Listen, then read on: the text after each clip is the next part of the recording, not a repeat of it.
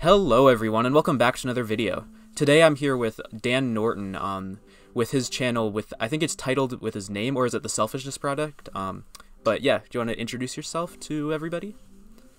Sure. So I'm Dan Norton, and as Garrett just said, I have a channel on YouTube as well as a website called The Selfishness Project, where I explore the idea of selfishness from the perspective of Ayn Rand's philosophy, and I have conversations with people as a way to. Before I started my channel, I was in graduate school for philosophy, just finished my PhD a few months ago, and got a master's in philosophy before that, bachelor's in philosophy before that. I was in the Objectivist Academic Center for several years in their undergraduate and graduate programs. I worked at ARI for a few years as well. And I think so. I just did a kind of reverse chronological history for you. So there's my last, I don't know how many years in a nutshell. Yeah, interesting. And then I actually found out about you after I recorded my life and happiness video, and then you commented under there, basically asking some questions about it, challenging me a little bit on some of the statements that I made. And yeah, I thought it would be good to have you come on rather than just like continuing like a whole essay back and forth and like actually getting to the root of these issues, because I noticed that a lot of times in internet comment sections it's like this sort of just talking past each other sometimes, or it's just walls of text back and forth, and it's like that it usually doesn't end up being as productive as a face-to-face conversation. So then I guess I just reached out to you via email, and here we are talking about this now. I guess, should I lay out my position first, or yeah, I'll probably do that. So I guess my essential position on this issue would be, so fundamentally, the foundations of Rand's ethics would be this whole question of, it starts with the whole like question of why do we need ethics, and then for a living organism you have the fundamental alternative of life or death, and Rand's ethics sort of goes after you, or continues after you choose life, and then the question comes, what are your requirements for life, and then you base your values off of that. So I guess the question for me has kind of gone in my mind is, why do we choose life instead of death? What is the reason for that? And I guess my goal with making that video is to sort of explain that and make it so that it's not an arbitrary choice, because if that's an arbitrary choice, sort of the foundation of Rand's ethics would be arbitrary, and that's something that I want to avoid. Yeah, first let me just say that I think this is a tricky issue, Mm-hmm.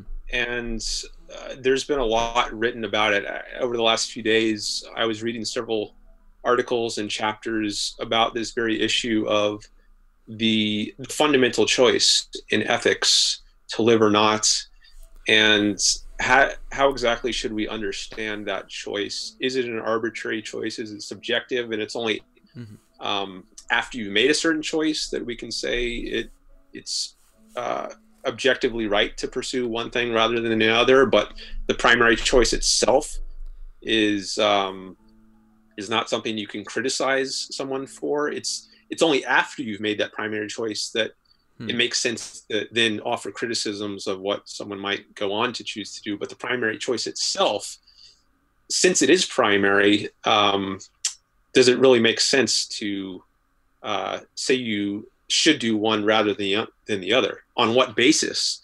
would you decide that? Isn't the whole idea of getting a basis for evaluating choices, the whole idea of having a basis at all already presuppose that you've made a choice one way on that fundamental choice?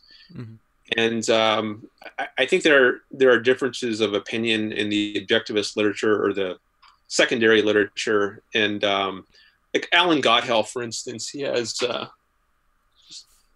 just looking at he has a piece that came out in 1990 responding to Douglas Rasmussen at a Ayn Rand Society meeting. This is a group associated with the American Philosophical Association, and Douglas Rasmussen had been arguing for a certain position on this issue of, is there an obligation, a moral obligation to make the primary choice to live Mm-hmm. And I think he was arguing that there was, and Alan was arguing that there was not. But then Alan changed his views over the years, and his view is now more in line with a position that Darrell Wright holds. And the first essay in this book, the Ayn Rand Studies Philosophical Series, has put out a series of books, the first one of which is on ethics. And the lead essay in this book is an essay by Darrell Wright on this very issue of how to understand the primary choice, whether there's some kind of moral obligation. Mm. And Alan has said that his view is now more in line with Darrell's. And there's been other discussions as well, but that's some of what I've been reading over the last few days. And maybe we can get into some of the, bring in some of their ideas insofar as I understand them. But it is a tricky issue, and I don't claim myself to have it all perfectly worked out. My thinking has been evolving over the last few days in particular as I've been reading through some of this literature, but hopefully together we can make some progress in trying to get a better handle on this issue.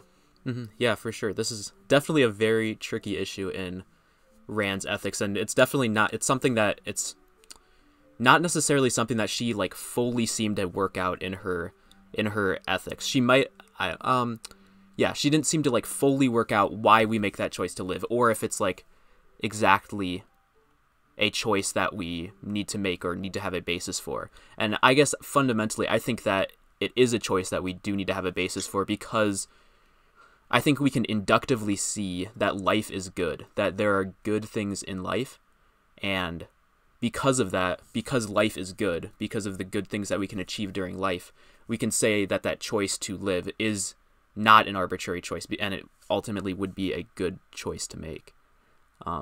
That's a sort of essentialized summary of my position from my thinking on this issue, I guess. And what specifically would be those positions that they talked about in those essays? Because I'm not familiar with those essays that you talked about. What are their positions? Well, I'm not super familiar with their positions. I mean, I've read through the essays at least once, but there's a lot there to think over. Mm-hmm. But to take Darrell Wright's position, as I understand it, he says that there is grounds for making the primary choice to live, but what he calls it is a non-deliberative grounds. So I think maybe what that means is there's not like an explicit reason, some thought in your mind in terms of propositional content. He uses that phrase, like explicit words, like I should live because if I do so, then I have a shot at being happy.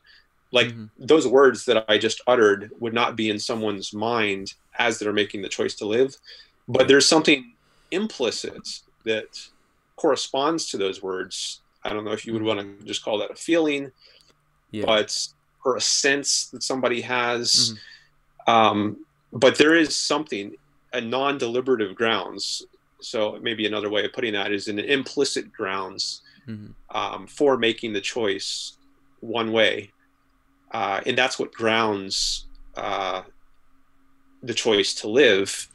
And that's what makes it rational to condemn someone who chooses otherwise. Like James Taggart is an example that he gives of someone who doesn't choose to live. Yep. So I guess the idea is that James Taggart is, he has access to this implicit non-deliberative grounds for choosing to live, yet he doesn't act accordingly. He doesn't go after that. Yeah. So that's at least part of Wright's view, Darrell Wright's view.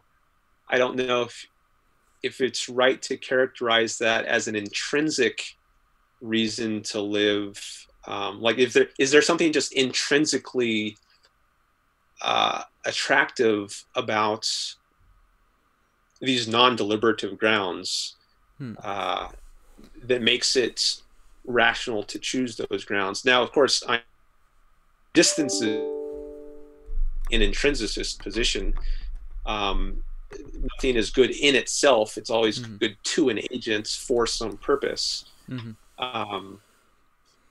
So view is not intrinsic, but I've wondered, at least if Daryl writes is there some sense in which there is something that it's intrinsically appealing and that gives us grounds, gives us reason to pursue it just in itself. Mm-hmm. So that's at least a little bit of on this issue as I understand it. And it seems like he passed away, but I guess by the time to Ayn Rand came out, this volume co-edited with Gregory Salmieri, he says in a footnote, I think, that his current view then, I guess this would have been as of 2013, was more in line with Daryl Wright's view. There was another piece I came across recently by a guy named Ole Martin Moen from Norway, Norwegian philosopher, who has been influenced by objectivism. He has a piece in Reason Papers, which is free online, where he argues that happiness is the ultimate value rather than life. He doesn't engage with Daryl Wright's piece much directly, although he does cite it, so he's at least aware of it. But so his position is that it makes more sense for happiness to be the ultimate value, not necessarily the ultimate standard, but the ultimate value. And then David Kelly has a response piece to that, also in Recent Papers, a few years after that. And so Moen's piece was 2012, and then Kelly's response was 2015, arguing actually life is properly regarded as the ultimate value, but then happiness it's not as distinct from life as Moen was making it out to be. And if you do make life and happiness out to be distinct in the way that Moen was, then I guess there's more reason to happiness is the ultimate value. But if you see them as more integrated, maybe if you see happiness as an aspect of life, or of man's life qua man, then it makes more sense to think of life as the ultimate value. So, that's a little about their views. Yeah, I guess with my position on this, thinking about this, is just generally that, like, life and happiness are necessarily integrated, and that happiness is sort of the reward for achieving life. So, and that's sort of why we ultimately choose to live, because of that potential for happiness in life. Because if we live, we're going to be rewarded by happiness, and happiness is sort of this, I guess, state of non-contradictory joy. It's like you can't say that happiness is bad, but there's a sense in which you can say that there's a sense in which you can say that living is bad if it doesn't bring you happiness. There's a sense in which you can say that, because like if you're in a concentration camp, for example, there's no obligation to live, there's no duty to live. I would say that there's a sense in which that life wouldn't be the right choice to make in that sense. Yeah, I mean, there's also a way you could look at it as a tragic affirmation of the choice to live, the choice to live qua man. So in the concentration camp, being able to live qua man, that's qua rational being who pursues this long run integrated kind of existence full of values like productive work and happiness, that's not an option that's on the table if you're in a concentration camp. So it's I don't know if it's right to say you're choosing not to live, or it's just that choosing to live is no longer an option in the sense that Rand means it. For sure. So like Rand integrates life with happiness here. Like life and happiness are sort of necessarily connected, or life and your values. Like in sort of thinking about whether or not to like metaphysically live or metaphysically die, you're basically saying that, life is where I can achieve my values, and these values are based off of like the pleasure that they bring and ultimately the happiness that they bring if they're consistent with your life. If that or what, I guess, what sort of is your take on that? Because we might have some disagreements here, because I know you had some disagreements with that formulation in my video. Yeah, I think one place where I wasn't sure that I would agree with the formulation was, I mean, whenever you say we should choose to live, or we ought to choose to live, or we must choose to live, any of those kinds of formulations, I wonder if they're coherent, because life is what gives rise to shoulds and oughts and musts. There's no independent standard by reference to which we should or must or ought to pursue life itself. At least in certain moods, that's what I think makes sense. So there's a kind of incoherence to saying that we should choose to live. Because my question then is, by what standard? Are you going to say by the standard of life? Okay, but we haven't chosen life yet. So it's, I mean, I could be misunderstanding Rand's view, but I'm not sure. But I mean, she does say things like all musts are conditional. There are no categorical imperatives. There are only hypothetical imperatives. So you must do whatever if you want to achieve some end. Yeah. But there's no just you must, full stop, period. Now, so if we apply that idea to the choice to live itself, if we're going to say you should or you must or you ought to choose to live, well, if what? How are we going to fill that in a way that's consistent with her view that all musts or shoulds or oughts are conditional? So here's a question. You must choose to live if fill in the blank. What are you going to fill in that blank with? Yeah. She says you. So I guess it's almost, I guess it's almost a question of like, should you choose to adopt a morality? That's kind of a broader sense in which this applies. Should you choose to sort of like adopt a sort of guiding principle or a guiding system to your life, or should you live? And I guess the whole reason for that, the whole purpose of having a moral system, is to achieve happiness. That's what Rand says in The Virtue of Selfishness. I actually looked up a bunch of quotes last night to find this, and it's like she explains that life is the standard, and then happiness is sort of the purpose of ethics, but happiness can't be the standard. Happiness cannot be a standard, because if you take happiness alone as a standard, then you ultimately are led to hedonism, because what do you base your happiness on? What standard do you base your happiness on? And basically when you don't do that, like, it's just pleasure for the sake of pleasure, and it's not based on life. It's not based on what's actually going to lead you to more sort of happiness in the future, or more life in the future, I guess. I might be misinterpreting Rand's quote here, but I guess I have a copy where I underlined a bunch of stuff if we want to like look at it. Yeah, I just got out my copy too.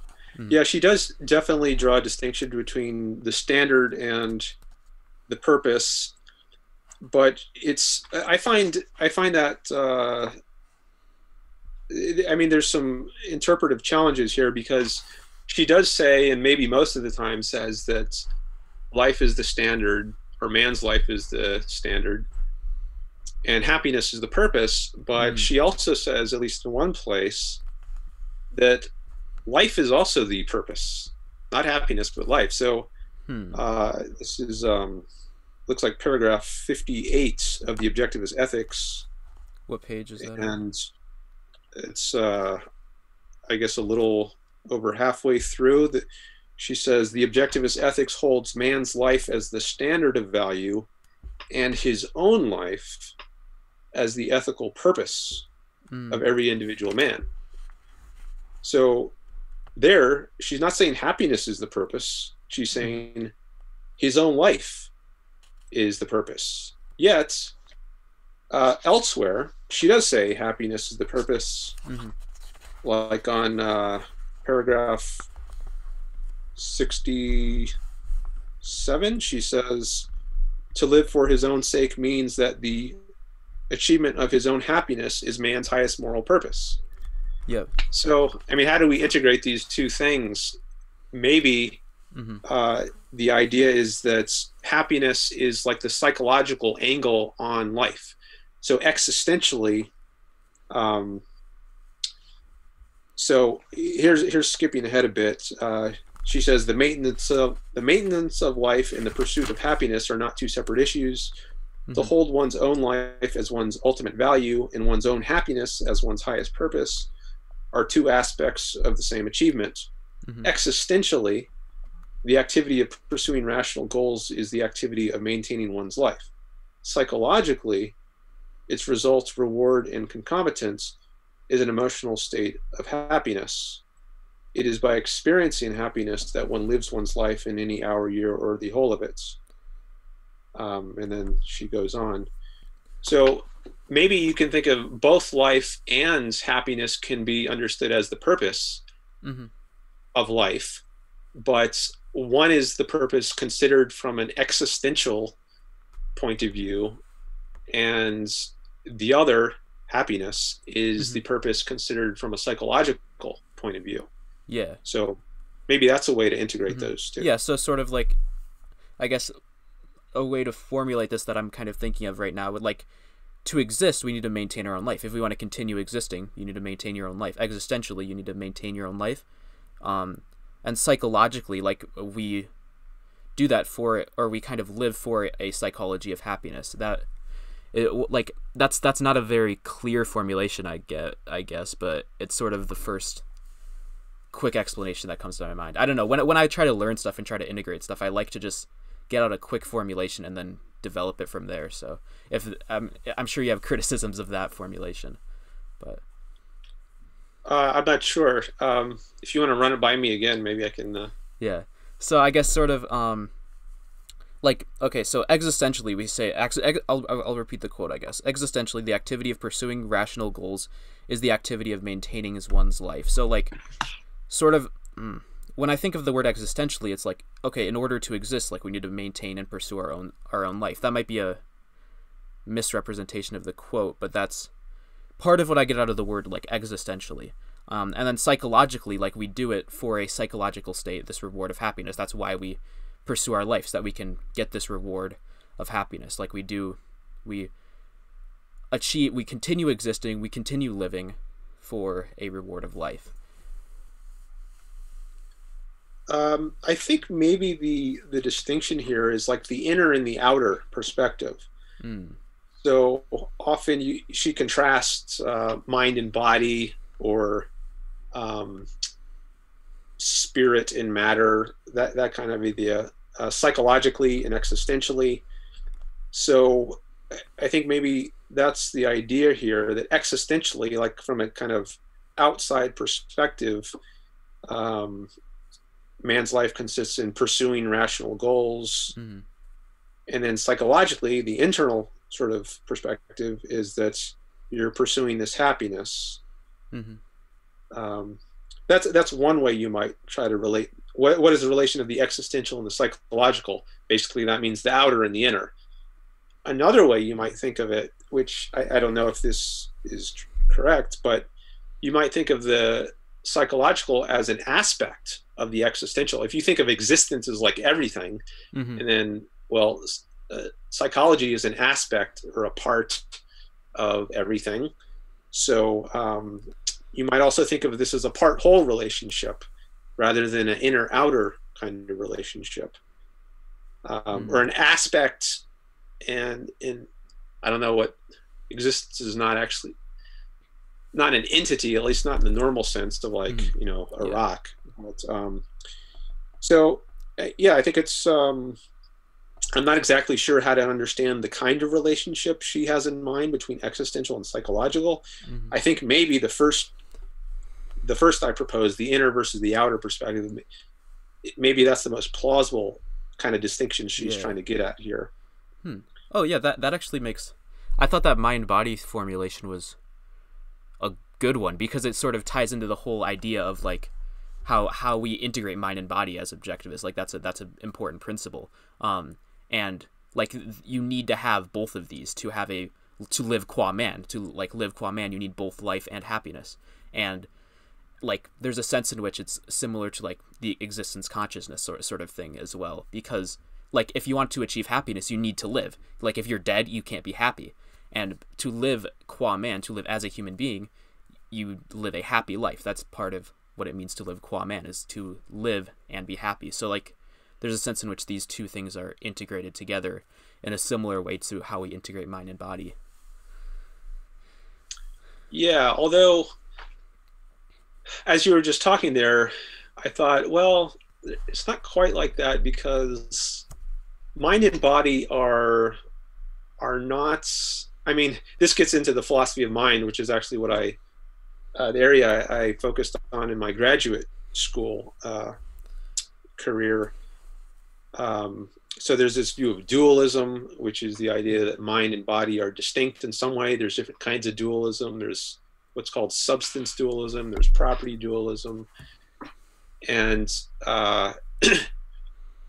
but in any case, I think Rand is plausibly interpreted as some kind of dualist when it comes to mind and body.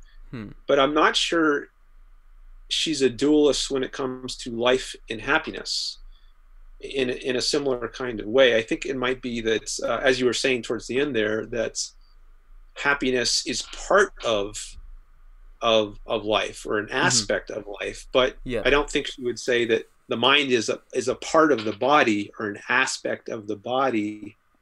I mean, there's At least I'm not sure she would say that. She might think that both are aspects of man. Like man is an entity, and then he has these two aspects: his physical aspect and his mental aspect, or his material part and his mental part, if you want to put it in terms of parts.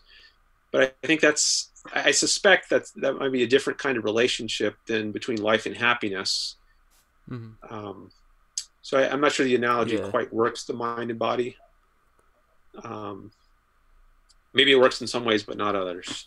Yeah, for sure. I mean, that's how a lot of analogies generally tend to be, and it's usually when you try to like overextend an analogy, that's when you end up falling into, or when one tries to overextend an analogy, that's when they fall into rationalism. That's often can yeah. be I mean, the if case. it was a perfect analogy, it wouldn't really be an analogy. Yeah, for sure. I was thinking on the very point that we were using the analogy for, though, it might not work. But I'm not sure about that. Yeah. Huh. So, I mean, what you were saying you liked the mind-body analogy, and then so I guess you could, from what perspective did you like it? Because there's a sense in which like part of Rand's philosophy is like integrating mind and body. That's like we can't like separate mind and body like what the rationalists and empiricists do. We integrate them together, like they're two aspects of a sort of whole, which is man. And that's sort of the same thing with like life and happiness. Like life is sort of this existential requirement, and we need to live to be happy, but we also need happiness as a sort of motivator to get us to choose to live. So they're sort of integrated in that sense. Yeah, they're definitely integrated, but it's the way in which they're integrated that I think there's some kind of difference between mind and body on the one hand, and life and happiness. So I don't know if it's worth trying to pin down exactly what the difference is in the way they're integrated, but I suspect there is some kind of difference. Yeah, most likely. Yeah, I don't know. I just thought it might be like sort of a useful analogy to think about, like, because one thing that I think is really important in Rand's ethics is trying to integrate life and happiness rather than like sort of separating them out, because when you do separate them out, you get to this weird question of like which comes first, which is the primary, or should you pursue life at the expense of happiness, or should you pursue happiness at the expense of life? And those are incoherent questions, because happiness is a reward for living as a human being and achieving your values that are in accordance with your life. So you can't really separate life and happiness. And I guess more of what I'm trying to do is sort of pin down what specifically is that relationship. And I guess that's what my video was about. And sort of how I do it is I think of like, why fundamentally why am I living? Why don't I, like, I guess not to be morbid, like, why don't I just not live anymore? Why don't I just end my life? Well, then immediately there's like a flood of concretes that come into my mind of like, oh, friends, family, career, my YouTube channel, all these things that I love, all these values that come to my mind. And it's sort of, I guess there's this sort of thing of like, I want to live so that I can achieve these values and achieve the happiness that comes with these values. And I think that's the sense in which happiness is sort of the answer to this question of why do I choose to live in this fundamental alternative. It sort of explains why happiness is sort of this purpose of morality, when you think about it from that perspective. Yeah, I think this was coming up some in the comment thread that we were where we were discussing this. I think that might separate happiness in life more than Rand sees them as being separated. When you say, you were saying that these values, your YouTube channel and your friends and so forth, are your reason for wanting to live. Now, simultaneously, those constitute your life. So it's like the things which make up your life are also your reason for wanting to continue living. So it's like you're living for the sake of more living. Yeah. And I guess maybe that gets it. This is a way of saying that life is an end in itself. It's its own end. It's a self-sustaining, self-generating process. It's pursued for its own sake.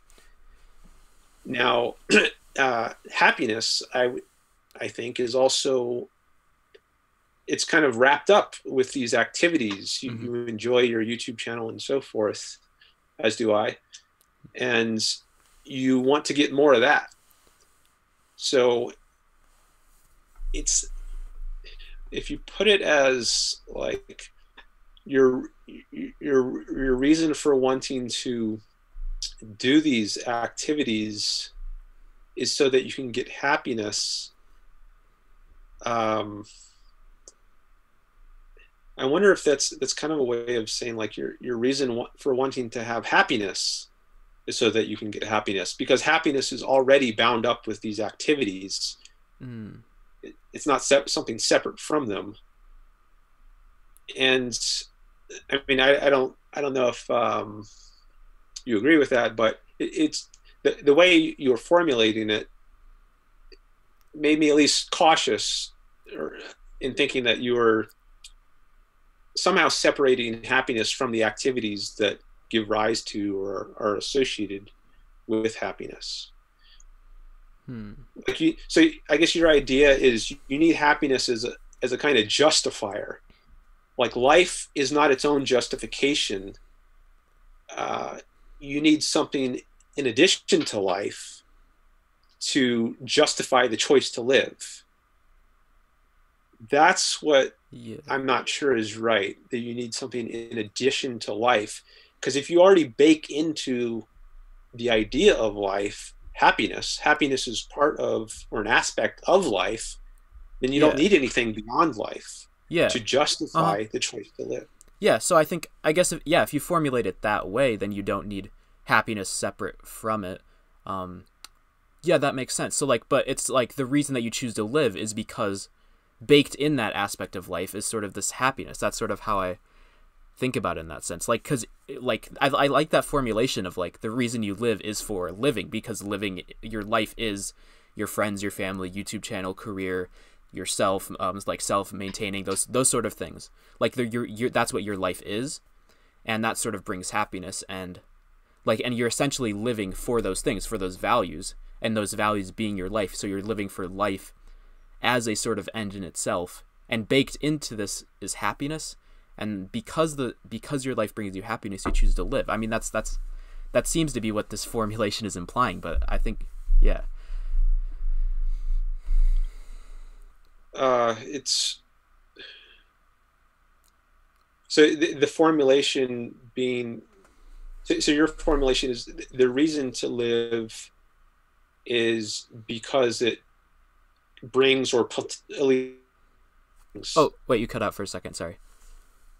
Is the formulation you just referred to the idea that the reason to live is because it brings at least possibly happiness? Yeah. I mean, maybe there's a sense or angle from which I would agree with that,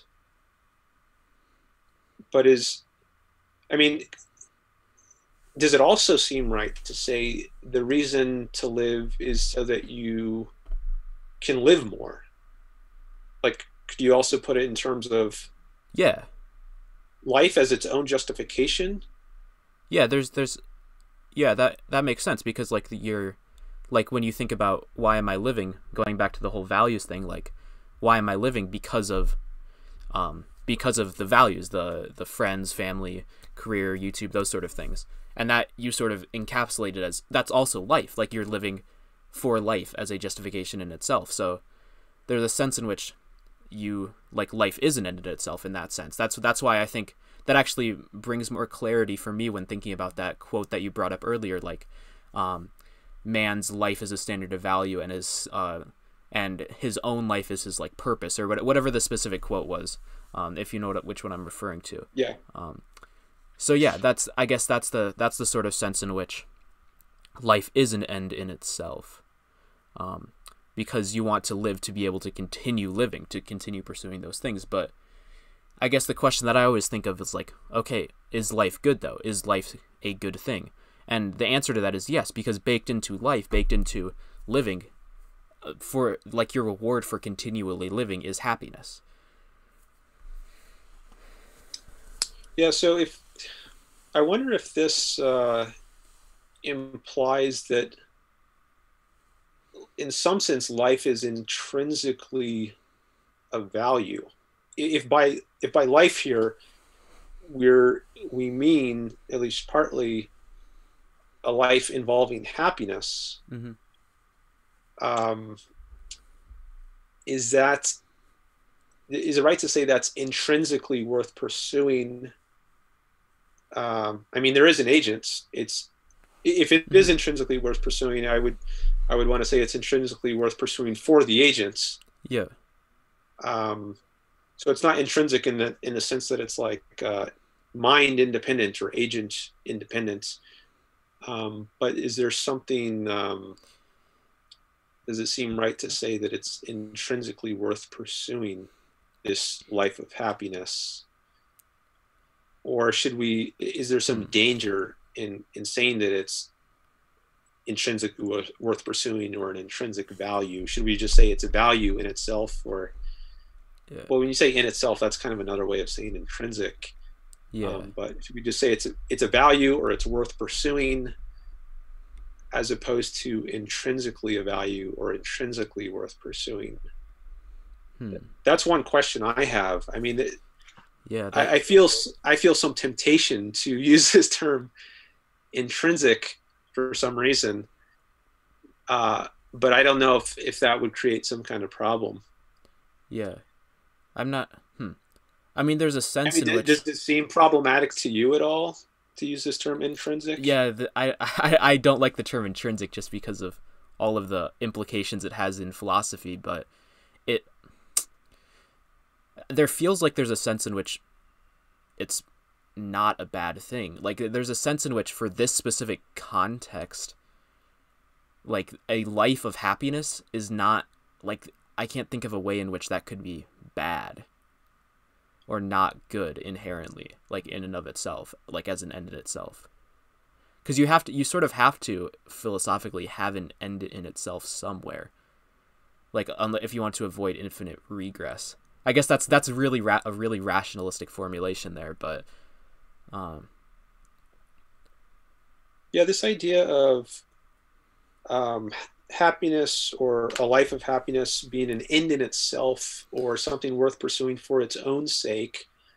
I wonder if these formulations like end in itself, I mean, in itself, that sounds kind of like intrinsic, uh, or it makes me think of intrinsic or for its own sake. It's like not yeah. for the sake of anything else, but the thing itself, for its own sake.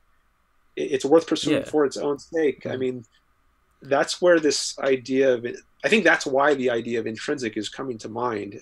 And it seems Yeah. like maybe it's another way of formulating these ideas of something being worth pursuing for its own sake or being an in itself. Well, Isn't that kind? I guess when I think of intrinsic, I sort of think like apart from a consciousness, apart from a value or apart from a human. Like when you're thinking of, well, like an intrinsic value, for example, like let's say, I don't know, shoot, now nothing's coming to mind. Oh, let's say the environment. Yep, environment. There we go. That's the easy one. The environment is an intrinsic value apart from human beings. Well, like that's. Oh, you cut out for a second. Oh, yeah. So let's say the environment is an intrinsic value apart from human beings. Like that's an example of an intrinsic value because it's like apart from the mind and it's just intrinsically valuable within and of itself, like to some people, and that's obviously a problem. But there's also a sense in which life and happiness, it's not intrinsic because it doesn't make sense apart from a valuer, apart from a human being, apart from a living organism.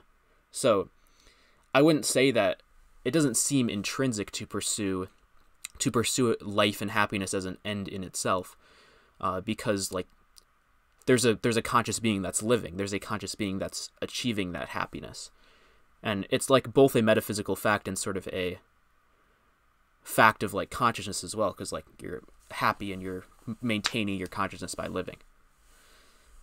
Yeah, so it's definitely not intrinsic in that sense. So I wonder if there's another sense of intrinsic where it doesn't make sense to say it's intrinsic. I'm just going to quickly Google the term intrinsic and just get a common sense definition from the dictionary. So Google says intrinsic means belonging naturally or essential. Let's see what that's a weird definition Merriam-Webster has.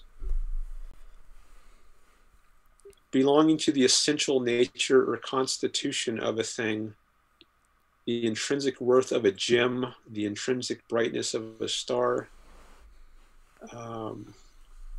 So maybe that first one, belonging to the essential nature or constitution of the thing.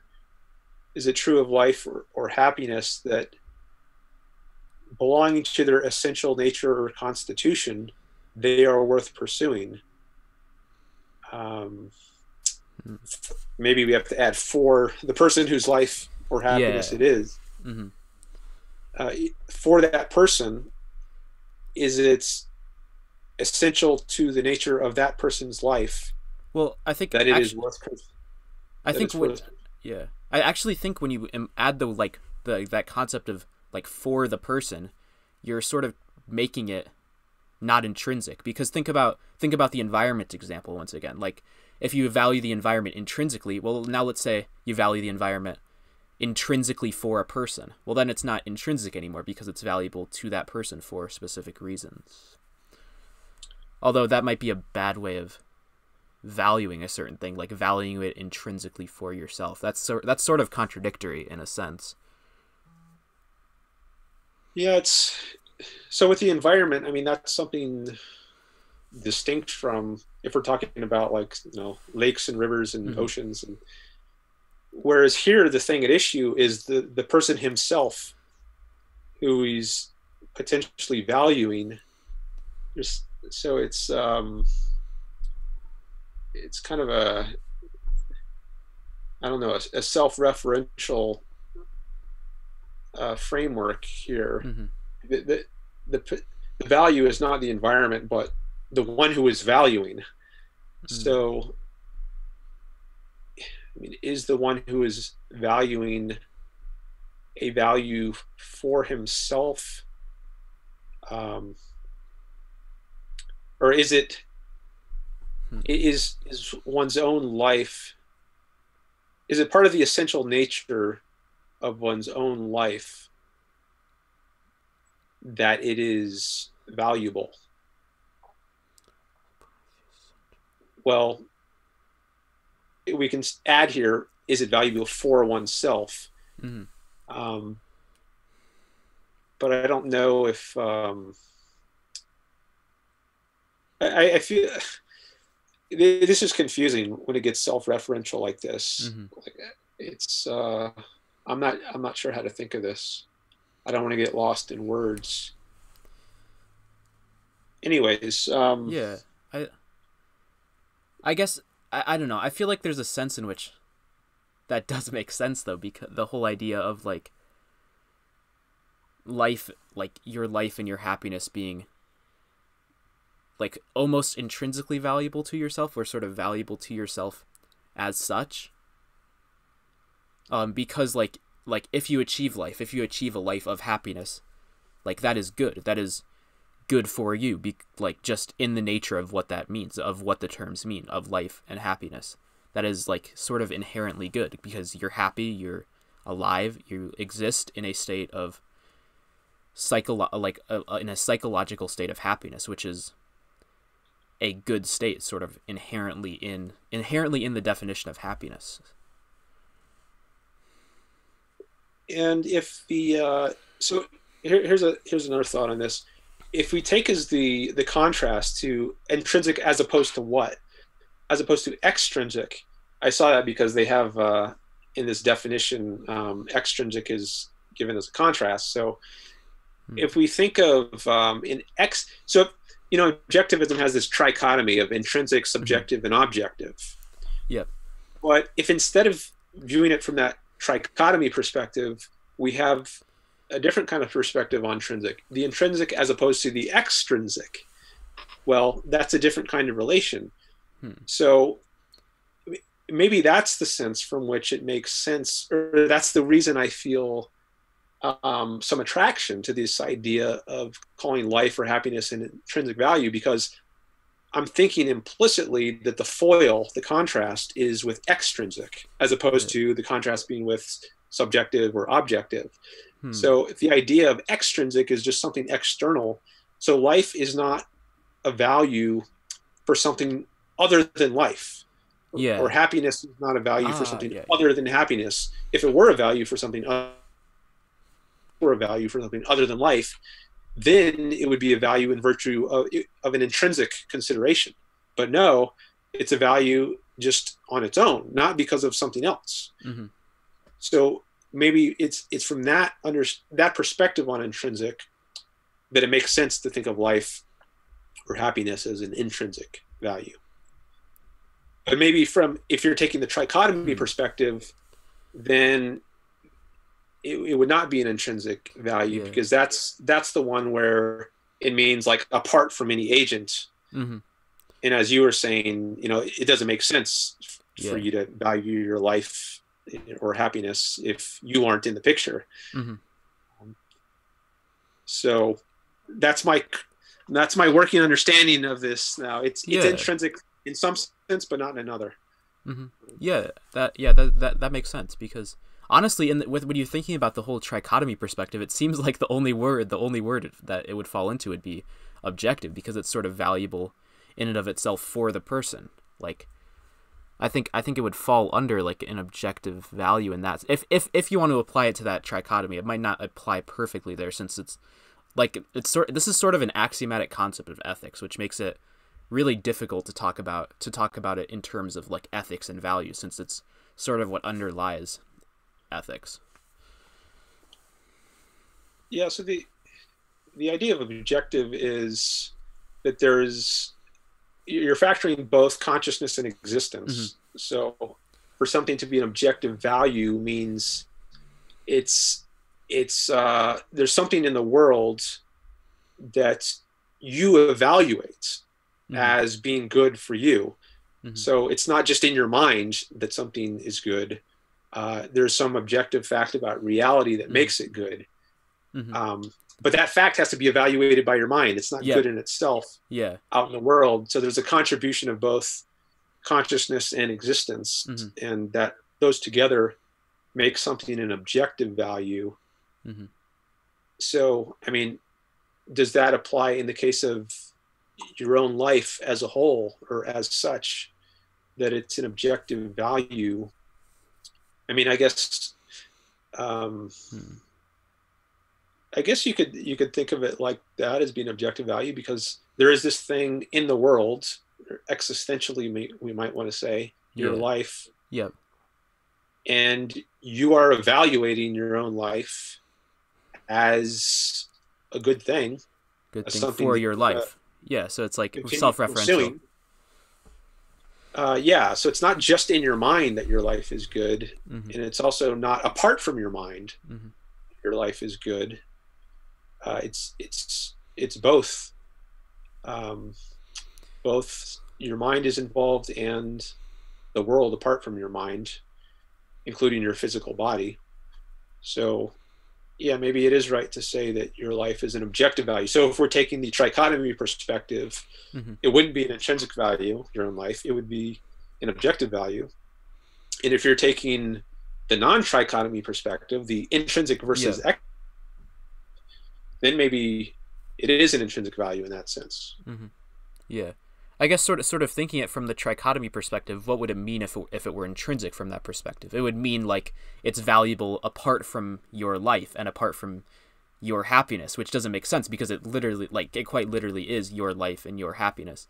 And if it were subjective, it would sort of be taking the sort of existential fact out of it, that there's like, that it's like something that you actually experience, and it's not just something that's like in your mind apart from reality. So like it seems like it has to be objective in that sense, as it's sort of like I'm struggling to formulate this because it's a tough self-referential concept. Like what you were saying before. Essentially, I'm sort of drawing a blank here. So the fact that happiness is involved, that brings in the psychological aspect of objectivity. But I'm not sure that's what makes that's not what makes it objective, or that's not what fulfills the psychological aspect of objectivity as opposed to the existential aspect. I think it might be that your mind is evaluating your happiness or your life as a good thing, and that judgment, that value judgment by your mind, is what contributes the psychological aspect of objectivity, as opposed to the emotion of happiness itself being what makes it objective. Rather, it's the value judgments. My life is good, or my happiness is good. If we're going to say that life or happiness is an objective value, what makes it objective is that you are judging it to be a value. And I guess there's some kind of existential reason for thinking it's a value.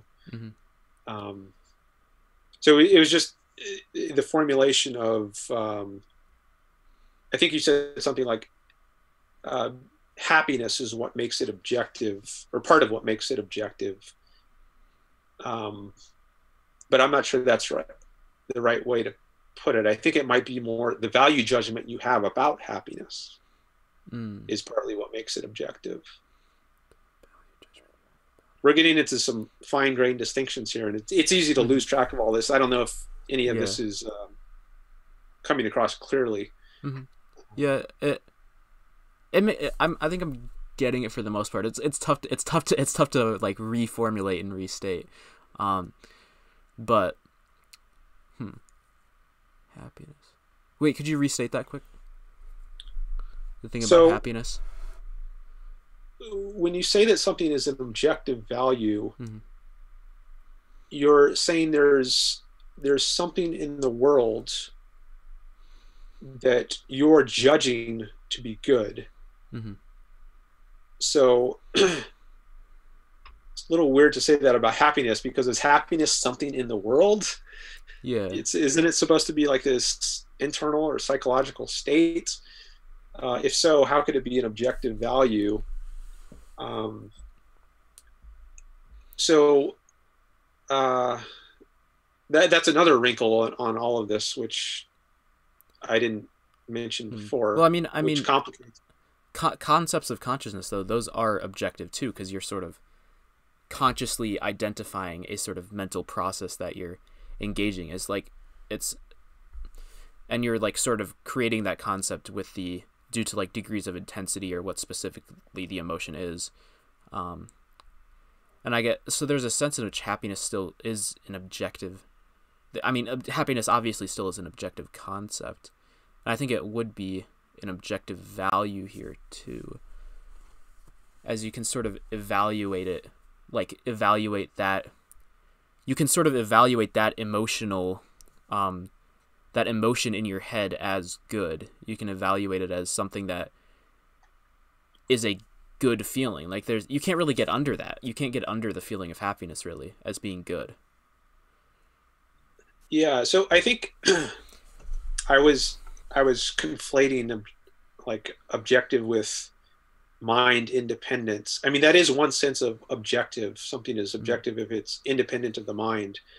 But I think that the relevant one here, when we're talking about like an objective value or an objective concept, is just it's an aspect of reality as evaluated or as apprehended by the mind. So if you just put it that way, well, yeah, consciousnness is an aspect of reality.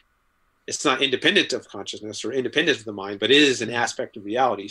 Mm-hmm. Concepts of consciousness, including happiness, are aspects of reality as grasped by and as evaluated by the mind. So, yeah, I think that erases the worry that I was having a minute ago about, well, happiness is something internal and psychological. So how can it be objective? Mm-hmm. It can be objective because it's still an aspect of reality. It's not objective in the sense of being mind independent, but that's not the relevant sense here when we're talking about objectivity in the way we are now by saying something is an objective value.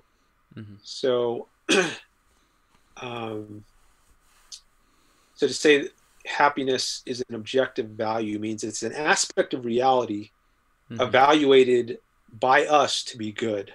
Mm-hmm. So I think that's what it would mean to say happiness is an objective value, or that life is an objective value. Mm-hmm. Some part of reality or aspect of reality that we evaluate to be good. Yeah. So,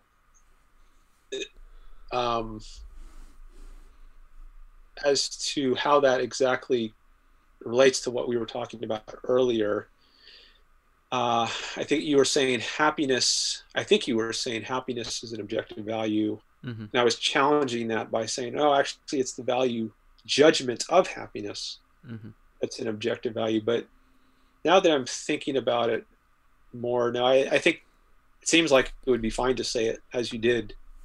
Happiness is an objective value. Mm-hmm. Yeah, and now that seems right to me. Yeah, for sure. Dope. And then, yeah.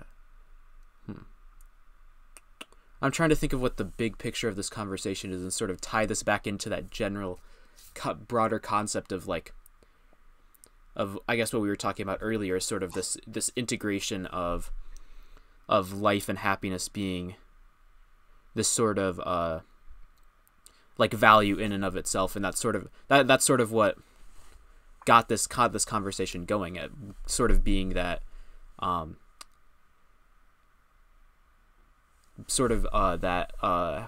happiness is sort of this purpose of life and why we continue living. I don't know if that like it what's your opinion, I guess, on that formulation, that happiness kind of being the purpose of life, or the purpose of, that just basically that formulation, I guess, with. Well, I mean, I think there's a perspective from which that's true, and Rand does say that in a number of places. So I think not only is it true, but it's also Rand's view. So, but if that's understood in contrast to the view that life is also the purpose of life, that's where I think some trouble might come. Yeah, for sure, because happiness is sort of inherent to like pursuing life, pursuing our values, and sort of pursuing life as an end in itself. That happiness is sort of a part of that, and it almost sort of seems like two different, as we were talking about earlier, two different perspectives on that same issue. Like thinking back to the living because of friends, family, etc., etc. It's sort of saying that, oh, I'm choosing to live because of my life, my values, obviously, like the things that are my life, that define my life, the friends, family, etc.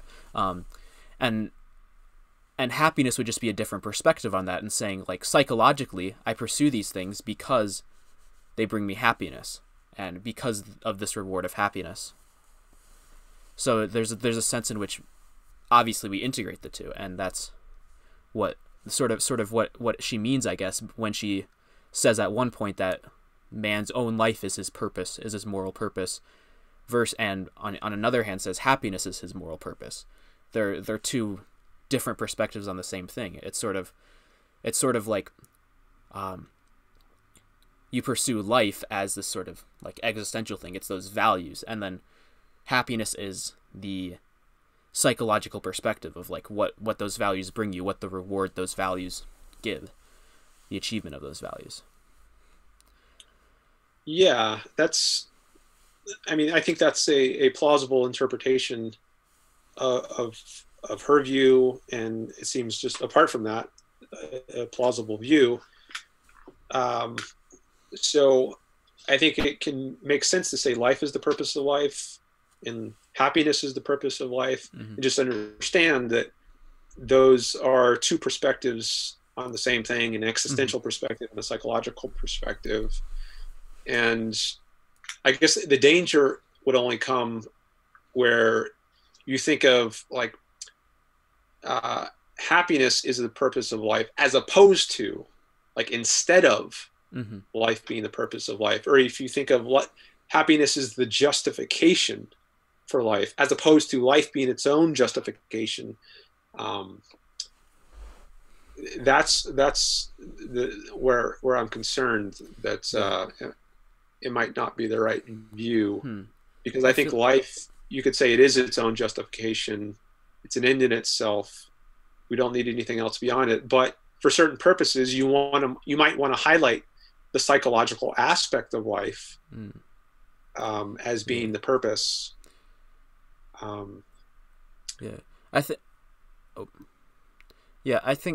guess one thing that I'm trying to think how to formulate this. I guess one thing that I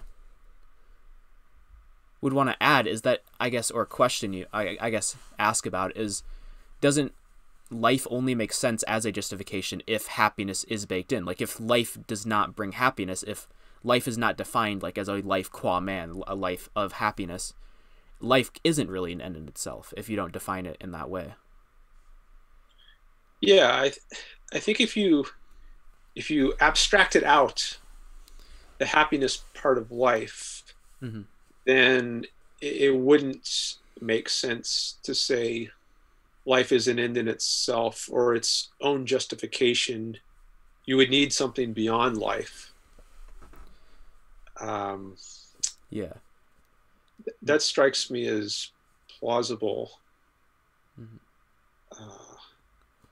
But obviously, like, that's not the world that we live in. We live in a world where life does bring happiness. Happiness is the reward for life. That's sort of like kind of the definition of happiness. Happiness being just the reward for the non-contradictory joy that is the reward for achieving your life and your values that are consistent with life.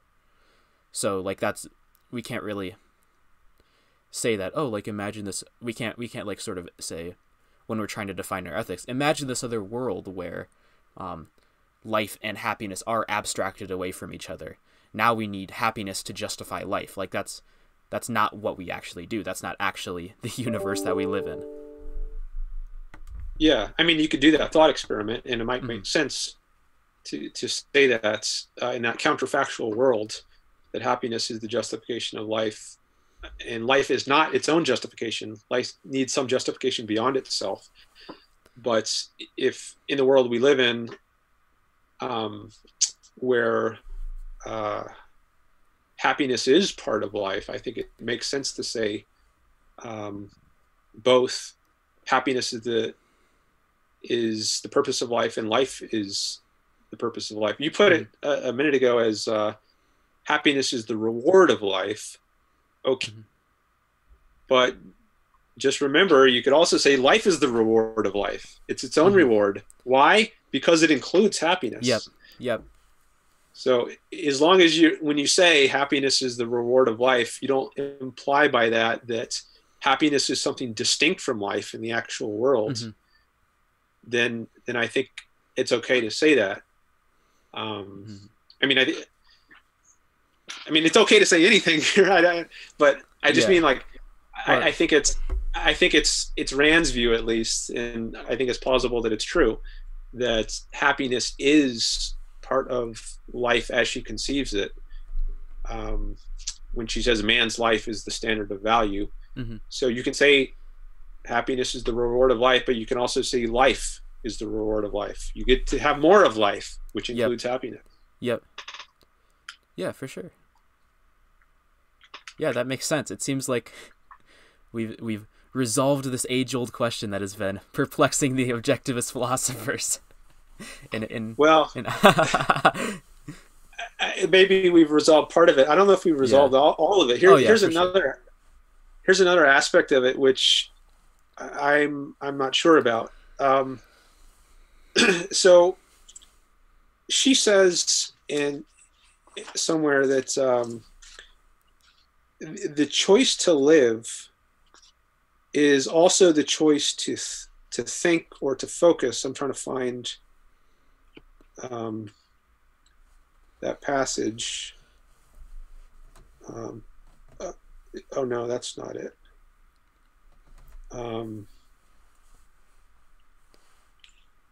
You know, the one where she says, like, existentially the choice to think or not to think is, I don't want to misquote it. Let's see.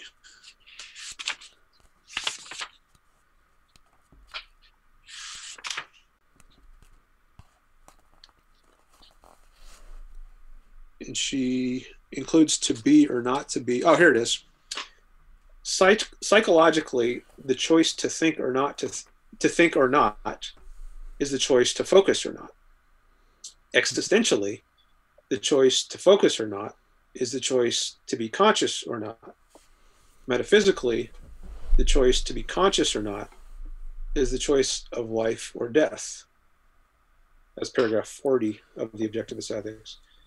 So she's equating the choice to think or not with the choice to focus or not, with the choice to be conscious or not, with the choice of life or not, life or death.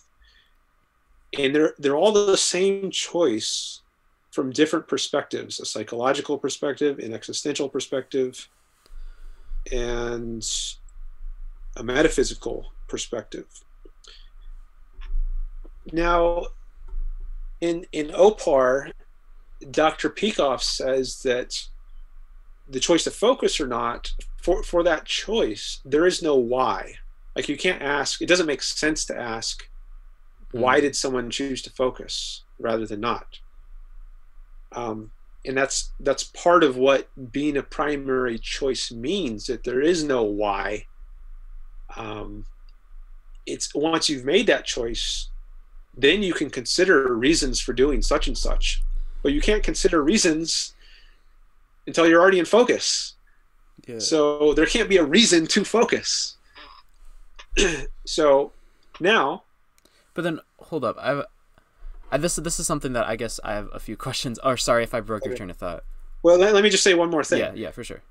So if there's no reason, no why for the choice to focus, and the choice to focus is the same choice as the choice to live or not, then there's no reason to choice to live or not, which is what we've been talking about for much of this call. What is the reason to live? What's the justification for choosing to live rather than not? Is it its own justification? Is it intrinsically a value? So how do we integrate these two ideas that there's no reason or justifier for the choice to focus, yet the choice to focus is the same choice from another perspective as the choice to live, yet there is a justification, at least according to some, like Daryl Wright, for the choice to live. He says there are these non-deliberative grounds to choose to live, and that makes it not an arbitrary. So do you see the tension that I'm trying to raise here? Yeah. Now, also in Opar, he says that I think he calls the person who doesn't choose to live a moral monster or something like that. On page 248. He says a primary choice does not mean an arbitrary, whimsical, or groundless choice. There are grounds for a certain primary choice, and those grounds are reality, all of it.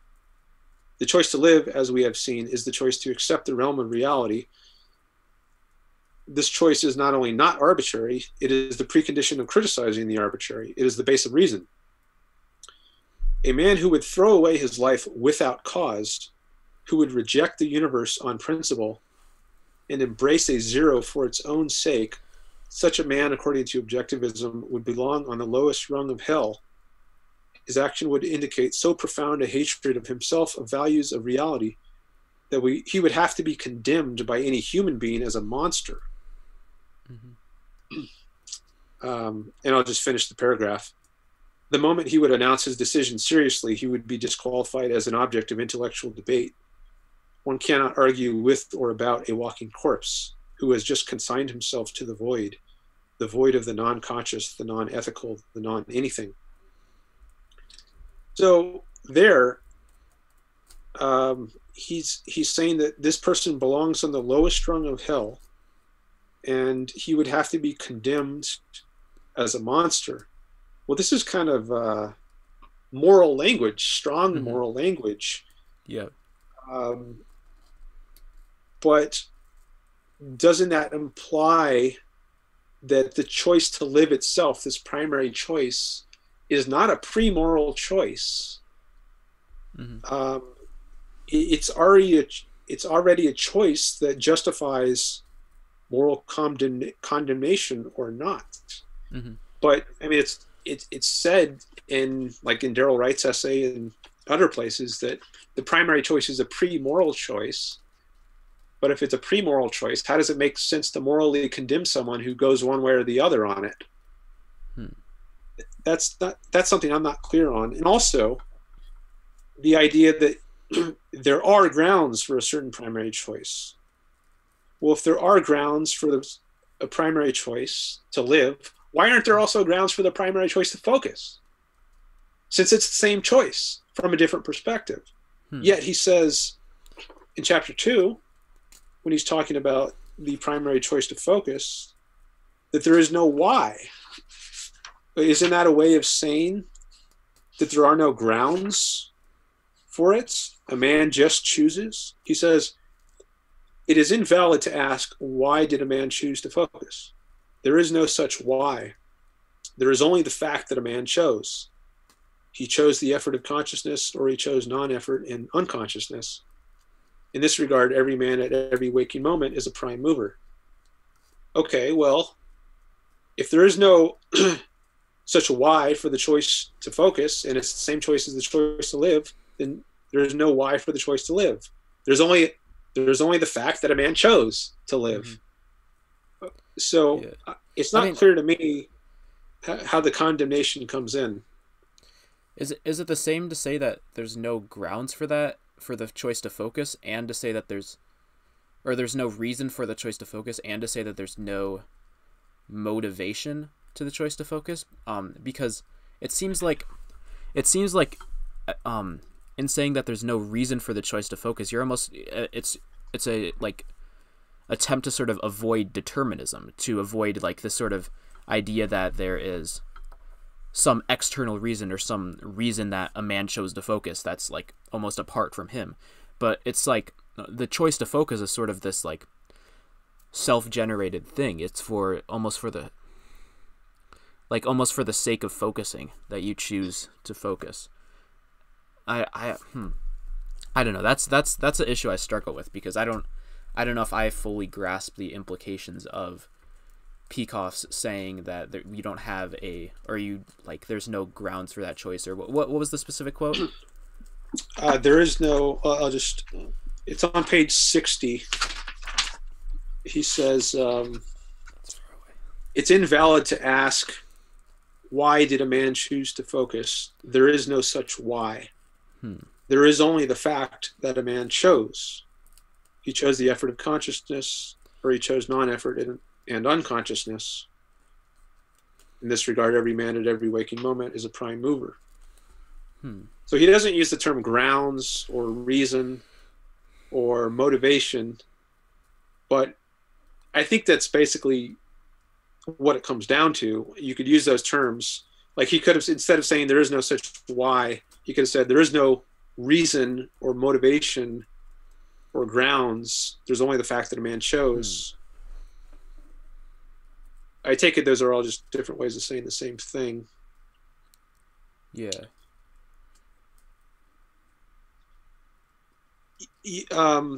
So it's not clear to me how there's not grounds for that choice, yet there is grounds for the choice to live, given that those are supposed to be the same choice from different perspectives. So that's one thing I'm not clear about. There's also like there's going from a state of unfocus to a state of focus, and then there's already being in a state of focus and choosing to maintain focus.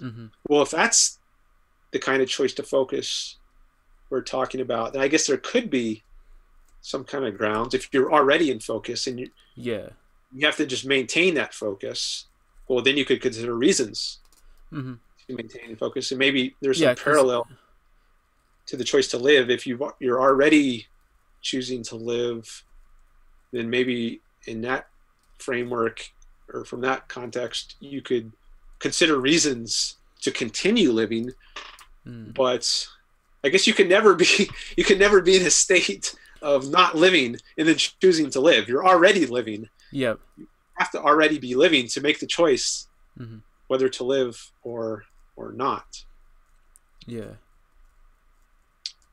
So that's an interesting difference between the choice to focus or not, which I haven't really considered before, is that you can sometimes make the choice to focus or not from a state of unfocus.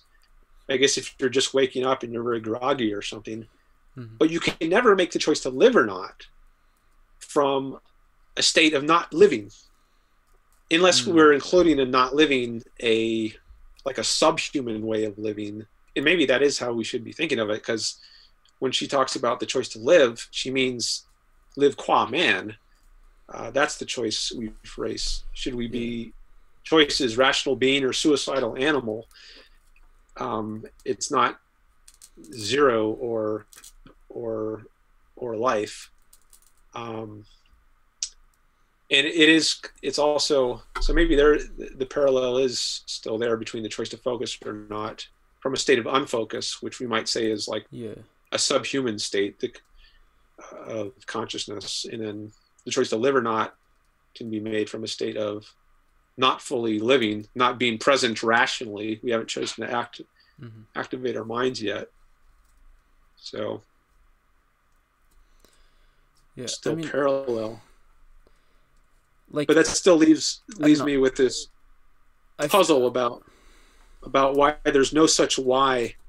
There's no why for the choice to focus, but there is in some sense a why for the choice to live, at least in some passages. I don't know if Peikoff would always say that. Yeah. Huh. I mean, it feels like with the choice to focus, like I can, like, let's say I'm just like reading a book, and then all of a sudden, like, I realize I'm drifting, and then I'm like, oh, let me focus again. Like, there's a sense in which you kind of can choose to focus for a reason. I mean, you definitely choose to focus. It feels weird to say there's no why to that. I'm trying to think of what that like explicitly means. Is that because I guess right now I'm sort of struggling to expand on that, because I'm not fully sure what the implications of like saying there's no why to your choice to focus or not to focus means. Yeah, well, think about, I mean, doesn't it seem kind of incoherent to say there could be a why? Because if there were a why, some reason you were considering, you would already be in focus. Yeah. Oh, you would have to be for in sure, focus for sure. to consider that reason. So sort of, I guess then there's a reason to like maintain focus then, like as you were saying. Like you can say like, oh, I'm already in focus. I'm already focusing on like trying to read this thing, and then I see that I'm drifting, and like I'm sort of focused on that, and I'm like, no, maintain focus on what I'm doing right now. And I guess it would be a similar thing with life. Like if you notice like in life you're starting to like drift, or starting to not like live as a human being and focus on your values, then you can sort of say, no, I need to focus on these values and choose to live once again. Maybe. Yeah, so maybe if you're already in focus, you can see reasons for continuing to choose to focus. It's only when you haven't yet chosen to focus that there would be no why. And when you haven't yet chosen to live in a human sense, qua rational being, which I guess involves having a focused mind.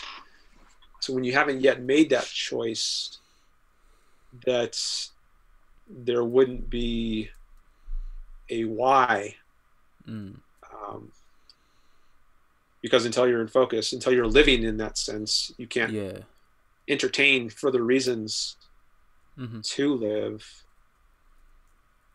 But then would you really need reasons to live or to focus then? If you've already made the choice to focus or to live, then I mean, it's sort of like a continual process though. Like you have to continually focus and you have to continually live. So you have to sort of decide, oh, am I going to continue to focus here? Am I going to continue to pursue my life?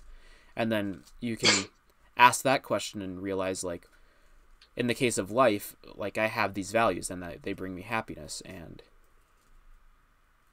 now for that reason I'm going to continue living as a human being and pursuing my happiness.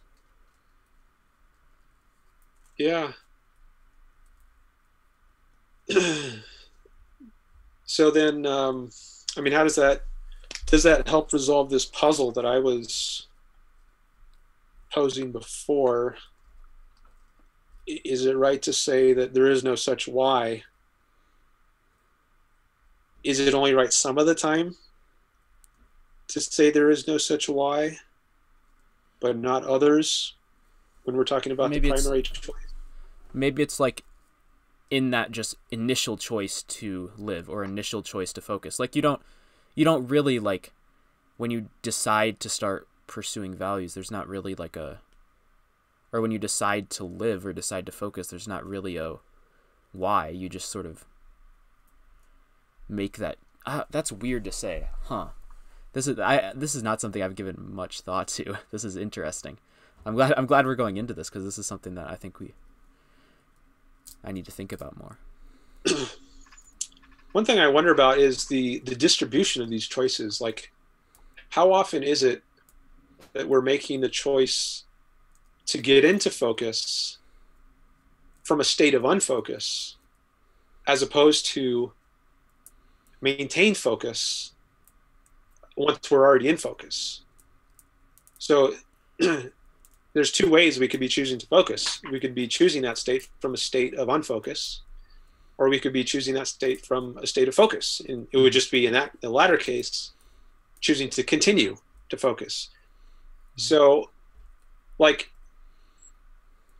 in the morning when I wake up, is that when I make a choice to focus from a state of unfocus, and then the rest of the day is all my choices to focus are just choices to maintain focus? So in that case, I would be making a lot more choices of the maintain focus variety than of the get into focus from a non-focus kind of variety of choice to focus. But I think we know that we can go out of focus during the day too. As you were saying, sometimes you're reading a book, find that your mind is just wandering. And so I don't think it's right that we just choose like once in the morning to get into focus from a state of unfocus, and then all our remaining choices during the day are choices to maintain focus. I think there are times throughout the day, I mean, it could vary from day to day, depending on what you're doing. It could vary as to how many times you are choosing to maintain focus versus get into focus from a state of non-focus. I imagine that varies a lot among people, and then for a given person, depending on what that person is doing.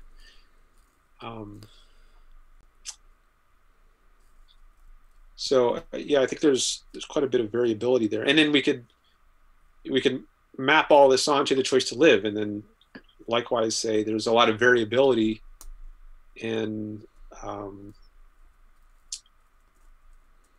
the kinds of choices to live people make. Some of them being choices to live from a state of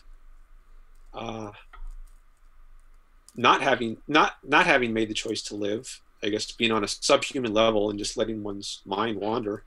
And then there are other choices to live, which are choices to continue having one's mind be fully engaged, fully alert in pursuing values, aware of all the relevant considerations, holding context, doing all the things mentally we need to in order to maximally succeed in pursuing values. So yeah, I mean, I'm still not sure what to make of this statement. Maybe it's only in a subset of, maybe the statement is just too generalized. Like, maybe it would be more accurate to say sometimes there's a why. Yeah. But then I still worry that that's incoherent. Yeah. No, because it is incoherent if you're assuming it's the kind of choice to focus where you're coming in from a state of unfocus. But it's not incoherent to think you could have a why for a choice to focus if you're just choosing to maintain focus. So maybe there's an implicit assumption of the kind of choice to focus he's talking about here. Yeah, that is just like the initial choice to focus, the primary choice to focus. Yeah. And we might want to distinguish between primary choices to focus and secondary primary choices to focus. Yeah. Where the primary choice is where you're choosing to focus from a state of unfocus. In a secondary primary choice to focus would be the case where you're choosing to focus from a state where you're already in focus. So you've already made the choice to focus, but then your further choice to focus is just the choice to maintain focus, not to get into focus in the first place. So maybe if we draw that distinction, that would help make sense of this passage. And maybe what he means is there's no such why for a primary choice. Yeah. I thought maybe it's worth adding that I think Harry Binswanger, in an article, I believe it's Volition as Cognitive Self-Regulation, he says there's a kind of motivation for the primary choice. He says there's a metaphysical motive, as opposed to some specific thing in reality that's motivating someone to focus. It's just reality as such. I think that's what he means by saying there's a metaphysical motive. That actually reminds me of the Greg Salamiria quote that Puya talked about, or in our conversation, where it was like, it kind of draws that parallel to that choice to live, because when you make that choice to live, you're sort of choosing based on the fact of like everything. You're choosing to live. You're choosing to exist in reality, and that sort of ties that parallel to like choosing your values and choosing those things. That's sort of what you're choosing when you live, and it's that same thing when you choose to focus. You're choosing to focus like on metaphysics, sort of, or the whatever the thing that Binswanger said, metaphysically, like focus on reality and focus for the sake of reality, of being in focus, essentially. Yeah. So he called it a metaphysical motive, and it's just, there's a motive to, I guess the idea is, motivation is to be aware of the world as a whole, not some particular thing within the world, but just to be aware of anything you need to be aware of. Be open to perceiving everything. And that would seem to align with where Dr. Peikoff talks about the primary choice to live, and he says there are grounds for a certain primary choice, and those grounds are reality, all of it. The choice to live, as we have seen, is the choice to accept the realm of reality. Well, that's kind of what you're doing when you're focusing your mind. You're accepting the realm of reality. You're getting your mind in gear to be alert to anything you might need to deal with. So it's kind of a metaphysical focus, we might want to say. Okay.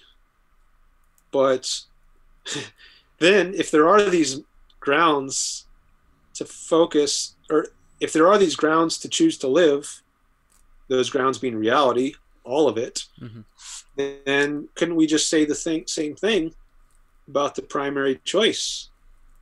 There is a why as to why did a man choose to focus, namely reality, all of it. Can't we say that? So yeah, I guess I still don't have I think I don't know if we're necessarily applying that Peikoff quote correctly. I'm trying to think of what actual context he meant that quote in. I'm not sure that this specific like sort of focus I'm trying to think of what he would specifically mean by saying there's no why, because there's because it seems like there's a sense that there's no sort of why in a lot of these primary choices, but there still is sort of a grounds for making those choices. It's not like a completely arbitrary choice. It's maybe this is where, well, I don't know if this is where Darrell Wright's distinction between a deliberative grounds and a non-deliberative grounds would be helpful. Like maybe there is a grounds in a non-deliberative sense or non-propositional content sense, but there's not a grounds in a propositional content sense. I mean, as to the let me just read one paragraph before the one where he says there is no why. So right before that, he says, there can be no motive or value judgment which precedes consciousness, in which induces a man to become conscious. The decision to perceive reality must precede value judgments. Otherwise, values have no source in one's cognition of reality and thus become delusions. Values do not lead to consciousness. Consciousness is what leads to values. And then he goes on to say, in short, it is invalid to ask, why did a man choose to focus? There is no such why. So he's elaborating in that prior paragraph about this idea that there is no why. I mean, just to restate or reword, it's consciousness precedes value judgments. Value judgments don't precede consciousness. Mm-hmm. You first have to be conscious to consider, this would be good for me or this would not be good for me. So it's like you have to make the choice to be conscious without the guidance of any values. Yeah. But then, you might worry that's arbitrary. But I think he deals in a satisfactory way. At least it seems plausible to me that he handles the arbitrary worry issue, or he handles the worry that there's arbitrariness well when he says the choice to live, as we have seen, is the choice to accept the realm of reality. This choice is not only not arbitrary, it's the precondition of criticizing the arbitrary. It's the basis of reason. So it doesn't really make sense to say a primary choice is arbitrary if the primary choice is accepting reality, because what gives rise to the claim, or what gives rise to this idea of something being arbitrary, is that you're already in the realm of reality. Mm-hmm. And once you're in that realm and you say something is arbitrary, then what that means is saying it's not based on reality or something like that. So if you haven't yet entered the realm of reality by getting your mind into focus or by choosing to live, then there's no sense to saying that some choice is arbitrary. It's only after you've chosen to accept reality that then you can say other choices you make are arbitrary. Mm-hmm. But then, is it good to accept the realm of reality, though? I mean, that's sort of the initial question that pops into my head with this. Well, conditionally good if you want to live. Yeah. But is it unconditionally? That I don't know that it makes sense to say that it's unconditionally good to accept reality, because the whole notion of good presupposes you've already accepted reality. Like, things can be good if they're good by reference to the fact that of your life. They're good because they help maintain your life. But if you haven't yet chosen life, if you haven't yet accepted life, then how can something be good? I mean, I think that's what... I don't know. It seems like we can sort of like realize that life is good just by looking at reality, but we have to like be alive to look at reality and see that life is good. So it's sort of, it becomes a difficult issue here. Yeah, and you have to be in focus to see that life is good. Yeah, so it's almost like I'm sort of looking at it as a decision of, should I maintain life? Should I continue living? When this is sort of talking about like, should you accept reality at all? And there's no real reason why you end up like coming into focus initially. You simply snap into focus, or that seems weird because it makes it sound like random or deterministic. Well, I don't know why it would be that. I mean, it's so why not just say it's volitional? Yeah. It's neither random nor deterministic. It's volitional, but it's not motivated, and it's not arbitrary, because the concept of arbitrary doesn't apply yet until you've made the choice. Hmm. So the sting of arbitrariness, the sting is taken out when we're talking about the primary choice, because the sting only comes once you've already accepted reality as your realm. Mm-hmm. Then you can criticize someone for saying, well, this is just arbitrary. It's based on nothing. It's not based on anything in reality. Mm-hmm. Okay. Well, if you haven't gotten yourself into reality yet, then what's Yeah. the problem?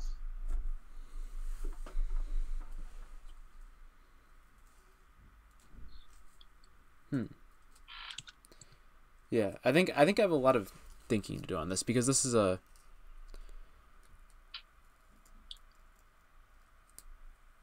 I think this is an issue that I have to work out a lot more. Like this whole issue of how can we sort of choose reality? Like, do we choose reality? Yeah, it seems like we do. Like we have to choose to focus, but it seems weird to think of a choice as sort of unmotivated.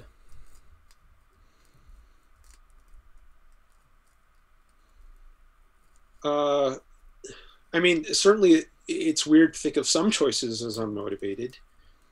Uh, but I mean,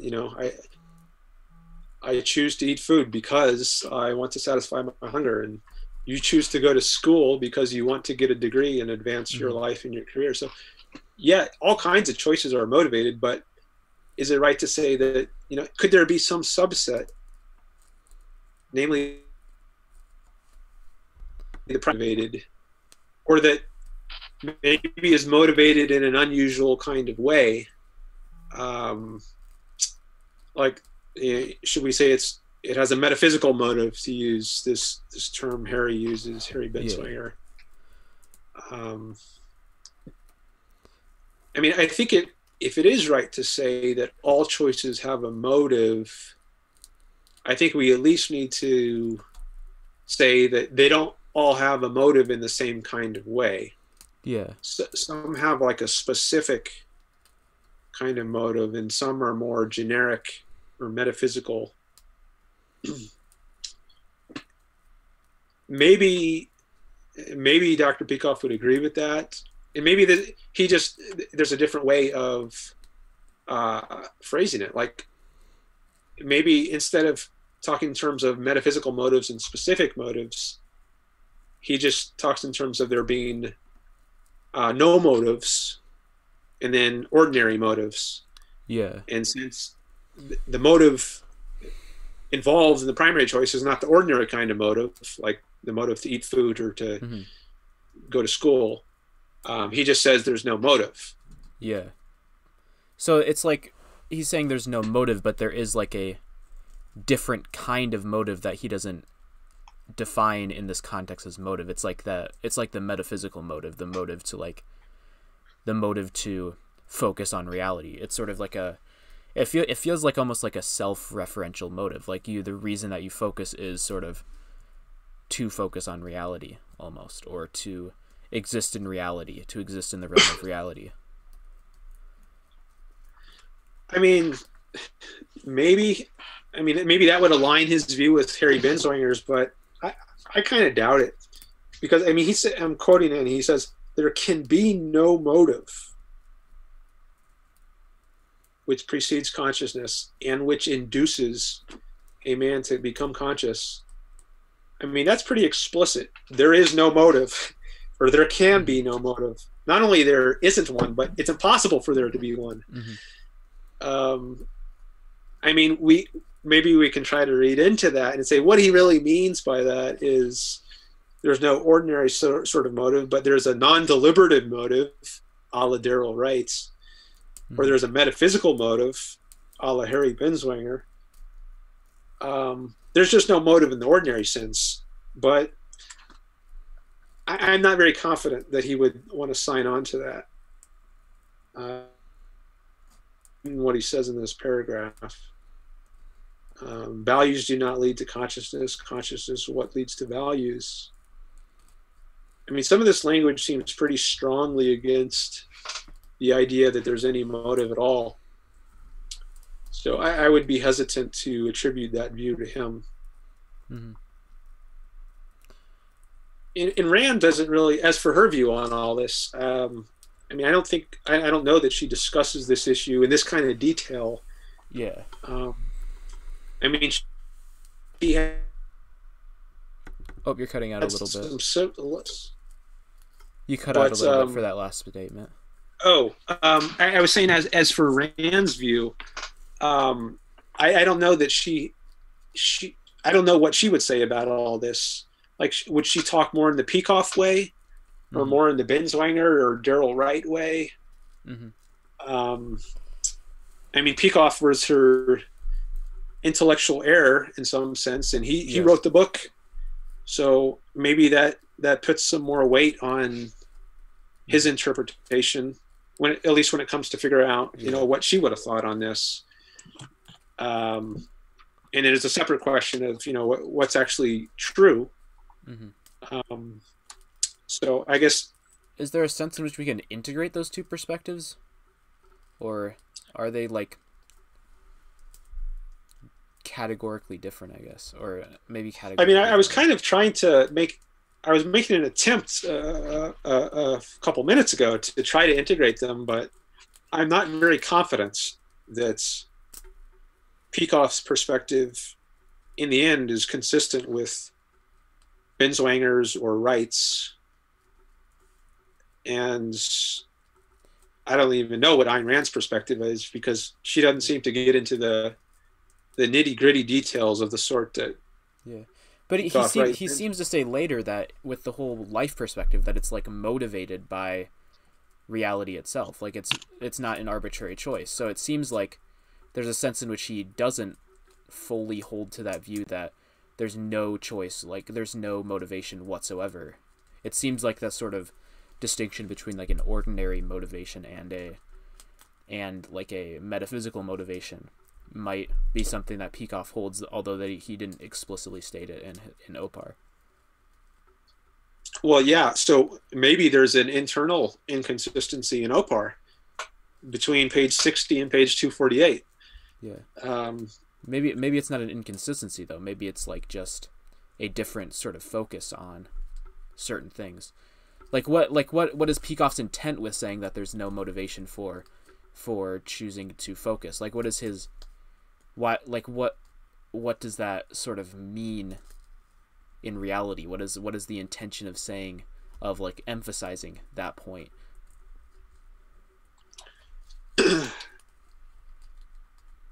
What is the... Yes. So what's his motivation for saying there's no motivation? Yeah.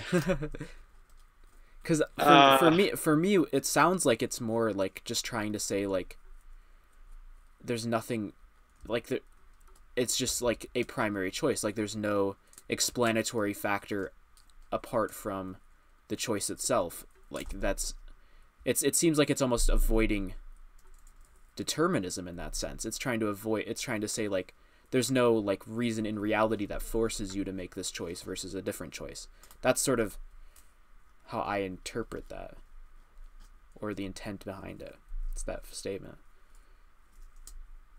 Well, I mean, I think he's trying to flesh out the nature of the primary choice in chapter 2. And so, I mean, I think that's his motivation for discussing this issue of motivation as it relates to the primary choice. He's just trying to lay out clearly what is the nature of this thing. And part of the nature of it is that there is no motivation. There's no why.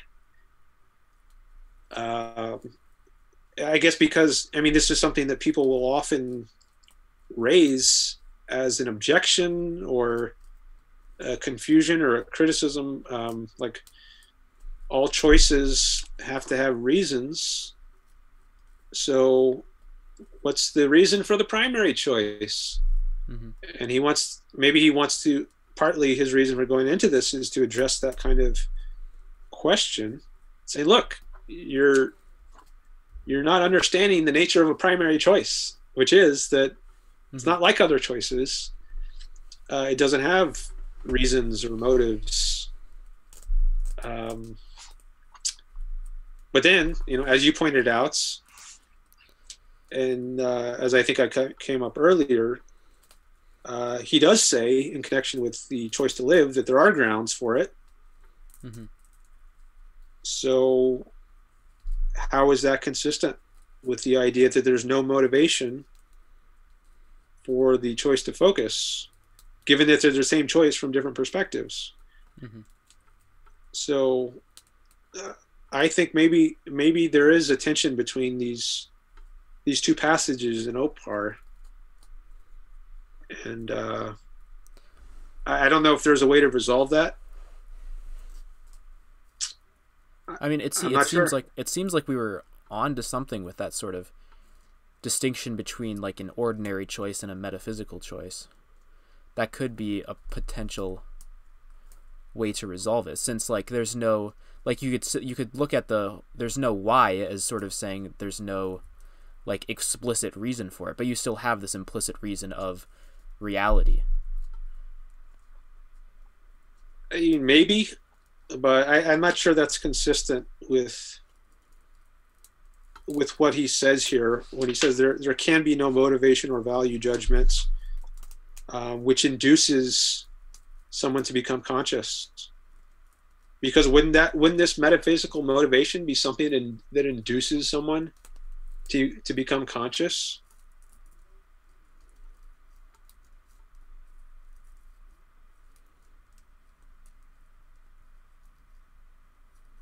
Values do not lead to consciousness. Consciousness is what leads to values. So, I mean, the value of being in touch with reality. I mean, if that's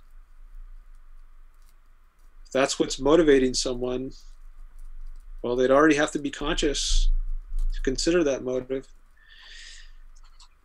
Well, maybe it's not like maybe it's not an explicit motive though.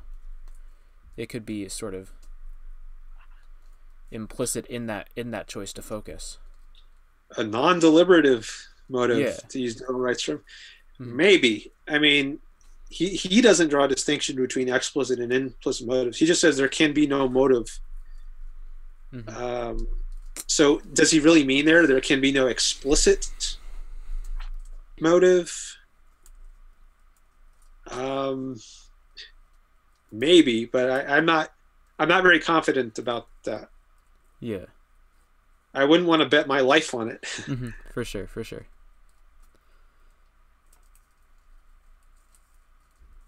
Values have no source in one's cognition of reality. Does he really mean values have no source in one's explicit cognition of reality, but they could have a source in one's implicit cognition of reality?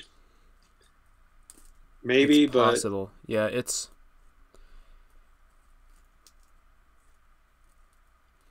explicit values do not lead to consciousness, but maybe implicit values could lead to consciousness. Possibly. I mean, what about an animal? An animal doesn't have explicit values in the sense of propositionally formulated value judgments.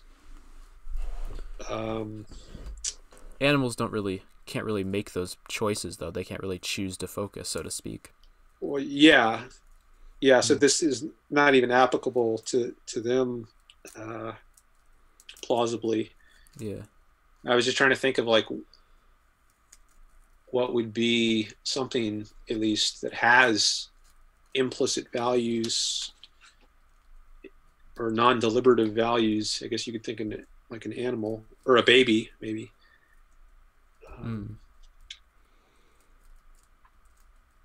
So, yeah, I think this is just a question mark right now for me. Yeah, no, for sure. I think it's interesting to dive into, but I didn't. I have a feeling we're not gonna resolve this issue, as it's something that has been debated by objectivist intellectuals for a long time. But I think we've made a little bit of progress in at least identifying what the issue is to sort of think about in the future. And for viewers, if you have any thoughts, leave them in the comments below to resolve this issue. Please do. Yeah, for sure. But yeah, I think.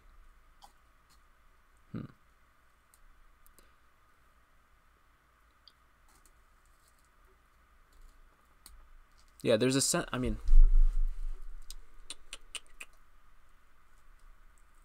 there's a sense in which it's not motivated though. The choice to focus, like you simply just do focus. Because if you're going to decide to like focus on a thing, you have to first decide to focus. Like you have to first decide to focus on the fact that you want to focus. So I don't know. Focus is a difficult issue for me that I have to do a lot more thinking and reading in to fully grasp. And yeah, for sure. Yeah, it's a tricky one. Volition was actually one of the issues I first wrestled with in philosophy and many years ago in high school. I was obsessed with free will and how to make sense of it. And I wrote a master's thesis on free will many years after that. And I've gotten away from it a bit recently in working on selfishness, but I think it's a very interesting and important issue, a very foundational issue. And I guess it's very important to objectivism and the culture. I mean, Sam Harris is coming to mind as this prominent exponent of promoting his ideas. And I guess if we want to promote objectivism and clear on free will and having coherent, consistent answers, alternatives to the determinists or indeterminists.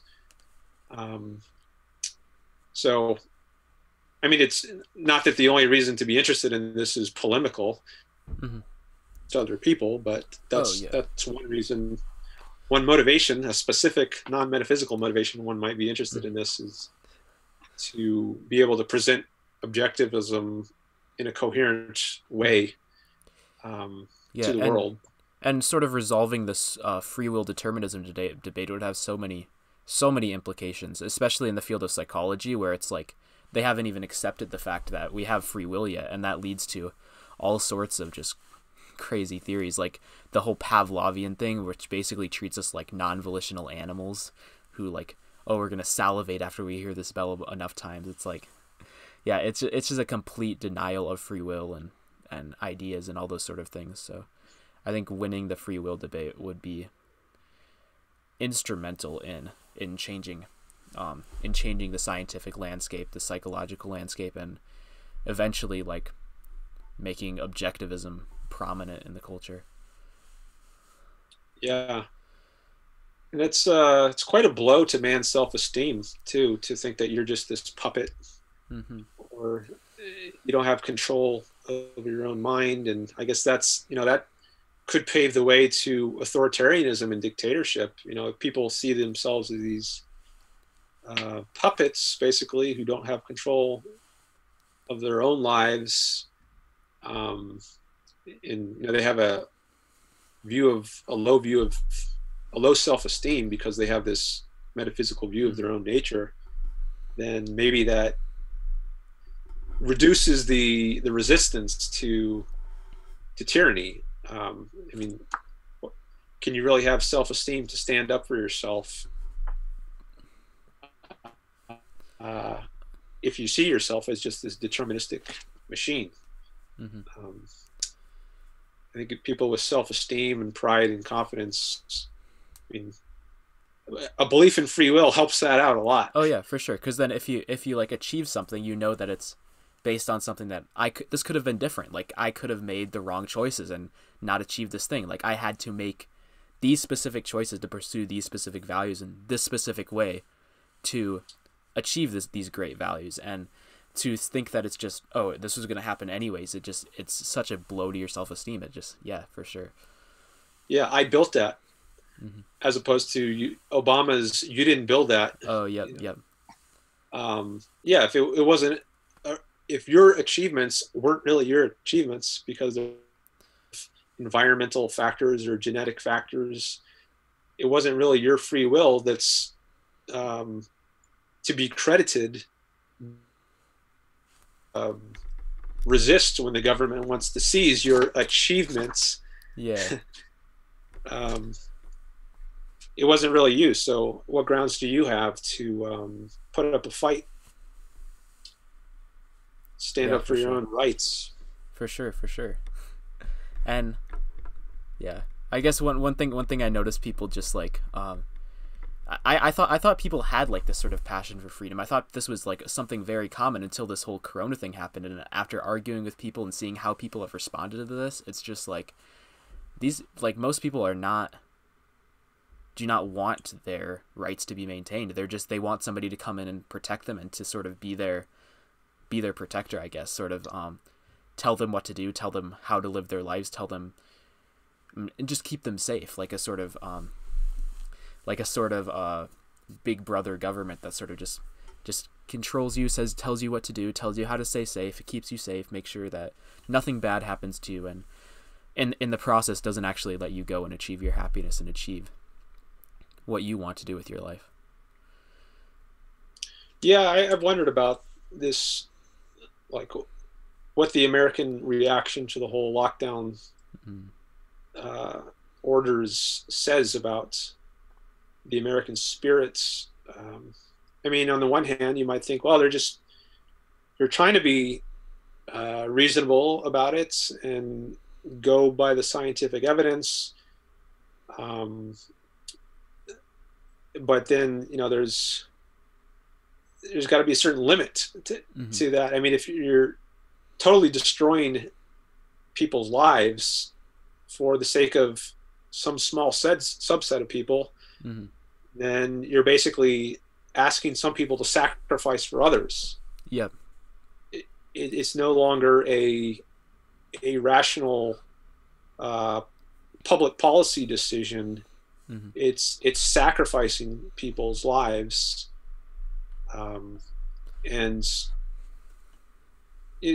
so I think just because people are willing to put up with some lockdown doesn't necessarily imply that they're ready to just roll over and take anything. But as it goes on and on and on, it's more likely that if people continue to put up with it, that it is a sign of lack of self-esteem, and they're not asserting their own right to their own lives.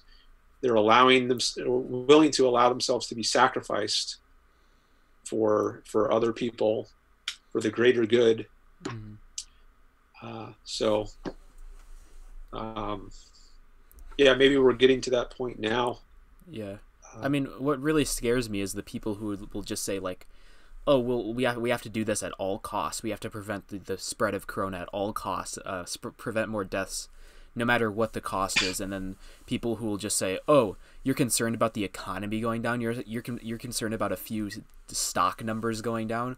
They like mock people who are like, oh, the Dow Jones is down by 1%. They'll just mock the people who care about the economy. But really what they're doing is they're replacing one crisis with another. They're replacing the coronavirus crisis with like an economic crisis, which is like Corona it's going to lead to a lot of deaths. It's going to lead to a lot of suffering. The economy is not this like minor thing that we can just completely overlook and disregard for the sake of preventing deaths by Corona. Yeah. So, as the saying goes, maybe the cure is worse than the disease. The cure being the lockdowns. Maybe the harm done by the lockdowns could actually result in more deaths in the long run. But it's hard to prove that or calculate that because they could be indirect. Like one thing I was thinking is just people's health. Like the poorer you are, the less you can afford to eat healthily, because maybe healthy food costs more than just cheap dollar menu at McDonald's or wherever. But if the economy crashes and you have massive poverty, and as a result um, you have suicides at Mm-hmm. an increased rate, but also just people can't eat as healthily. Mm-hmm. Well, that could lead to diseases that could Mm-hmm. increase chances of cancer, Mm-hmm. which could, reduce people's lives by years or decades. Mm-hmm. Yeah, and So I mean that's a serious loss of life and shortening mm-hmm. of life. But you can't trace that. You can't just say, oh, Mm-hmm. there's this lockdown for Yeah, X number of months, and that led to this guy getting cancer 10 years down the yeah, line. that doesn't get the headlines. Like the headline's always going to be coronavirus kills 1 million people rather than 3 million people die in a decade due to the fact that they became poor and can't that's not what draws people's attention. People are drawn to sort of direct consequences of things. It's sort of that that distinction between like the seen and the unseen in economics, where like you can like see that, oh, the government built this project, but you don't see like all the things that didn't get built by the fact that the government took that money and redirected it to other things. It's the same sort of principle here, because you're like, oh, you see all these deaths, but then you don't see what happens to, or you see all these deaths that, or the deaths that, and how they got reduced potentially, but you don't see like how these other deaths over here got increased as directly. Yeah, yeah, exactly. I was thinking the same thing. The broken window fallacy, to Mm-hmm. use the term from Henry Hazlitt's book. I don't know if he uses that phrase, but that's his example. Mm-hmm. The hoodlum breaks the window with Yep. throws a rock through it, and then look at all the business it created. The guy has to buy a new window, so he finances the glass maker, and then now the glass maker has more money, and he can Mm-hmm. buy something else. So, isn't the way to create wealth just destroy things? Yeah, but what about all the things that Mm-hmm. you could have used that money for instead of just getting them Mm-hmm. back to the status quo that are now not being made? Yep. Uh, you don't see that.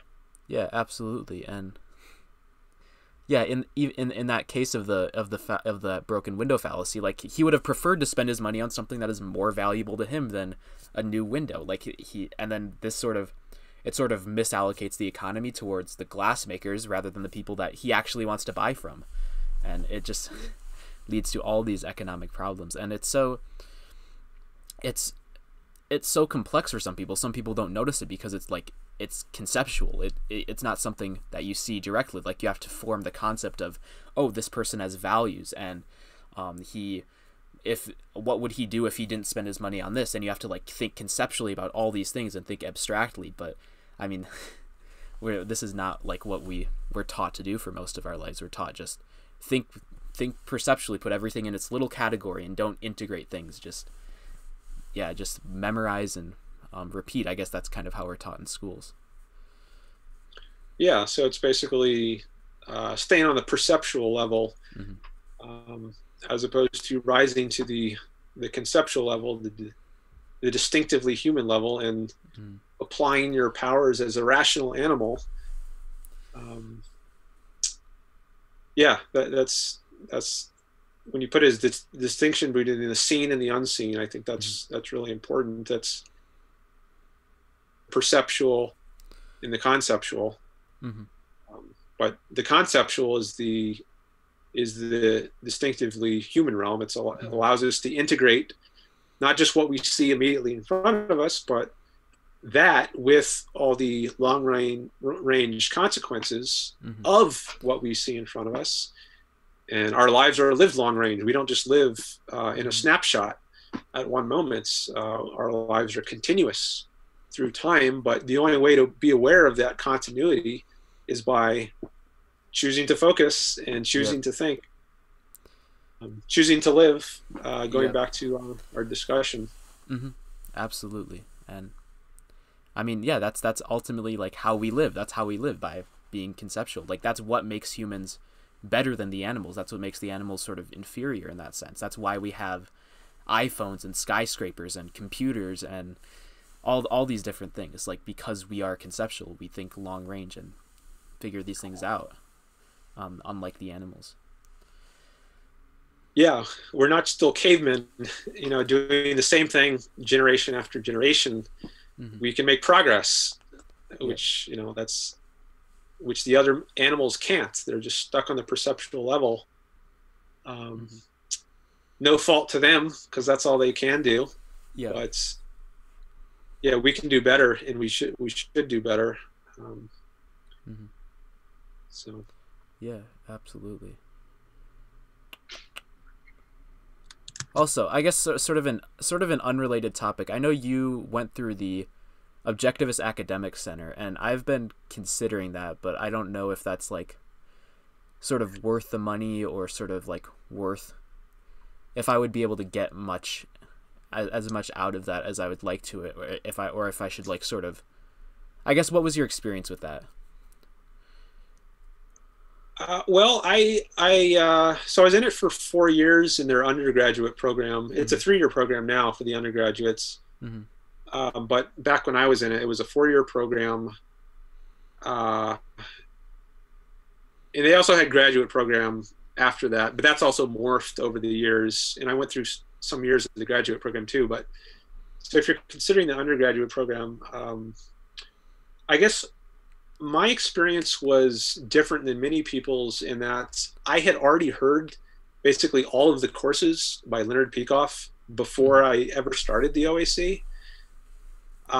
So I don't think I got as much out of it as a lot of students because some of the courses were entirely based on Leonard Peikoff's courses, Mm.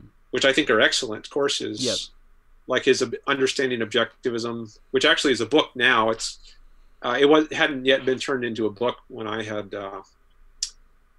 gone through, but I had heard the course. His course, Objectivism Through Induction, The Art of Thinking, Mm. Judging, Feeling, and Not Being Moralistic, Objective Communication, History of Philosophy. All of Yeah. those were part of the curriculum, although there ended up not being a test for the history of philosophy. But it was part of the original idea for the program. And I had heard of all of those, I think some of them multiple times. Mm-hmm. Um, and that stuff was groundbreaking for me when I first heard it. But when I was going through the OSC, it was more just like, okay, this is a refresher. Um, whereas for most students, I think it was their first time hearing that stuff because all that stuff is free online Yeah. now. Um, and anybody can hear it. But it was not like that when I was going through. You had to pay Mm-hmm. hundreds and hundreds of dollars for these Yeah. courses, and I did that because I really wanted to hear them, as soon as I could. Um, so when I was going through college, undergraduate, I heard all the courses, um, and then when I got to the OAC, it was like, okay, well, this is mostly a refresher. Mm. Now, not all the courses were like that. Some were like there was an introduction to philosophy course, but I had already got a bachelor's degree in philosophy by Oh, that yeah. time.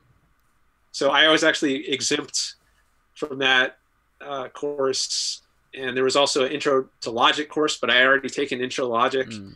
in undergraduate philosophy, so I didn't have to take that, or at least not most of it. There was a section on induction, which I did take. And I think most of the students who are going through the OEC undergraduate program, they're simultaneously undergraduates in college. Mm-hmm. So I was kind of in an unusual situation. I had already gotten a lot of the contents of the OAC before I entered the OAC. Mm. So it wasn't as like groundbreaking or like life altering as I think it was for many other students.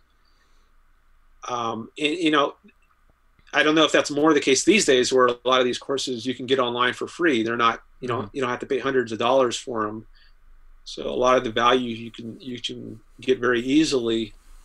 But there is an instructor element which is absent from just when you're studying things on your own. So when you go through the OAC, you do get feedback from the instructors.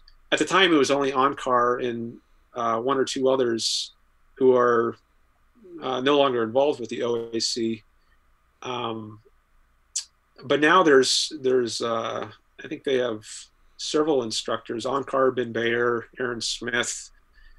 I don't know if Ilan Jorno is still teaching or Keith Lockitch, Mm. and you'll get individualized feedback from them on assignments, and that's valuable.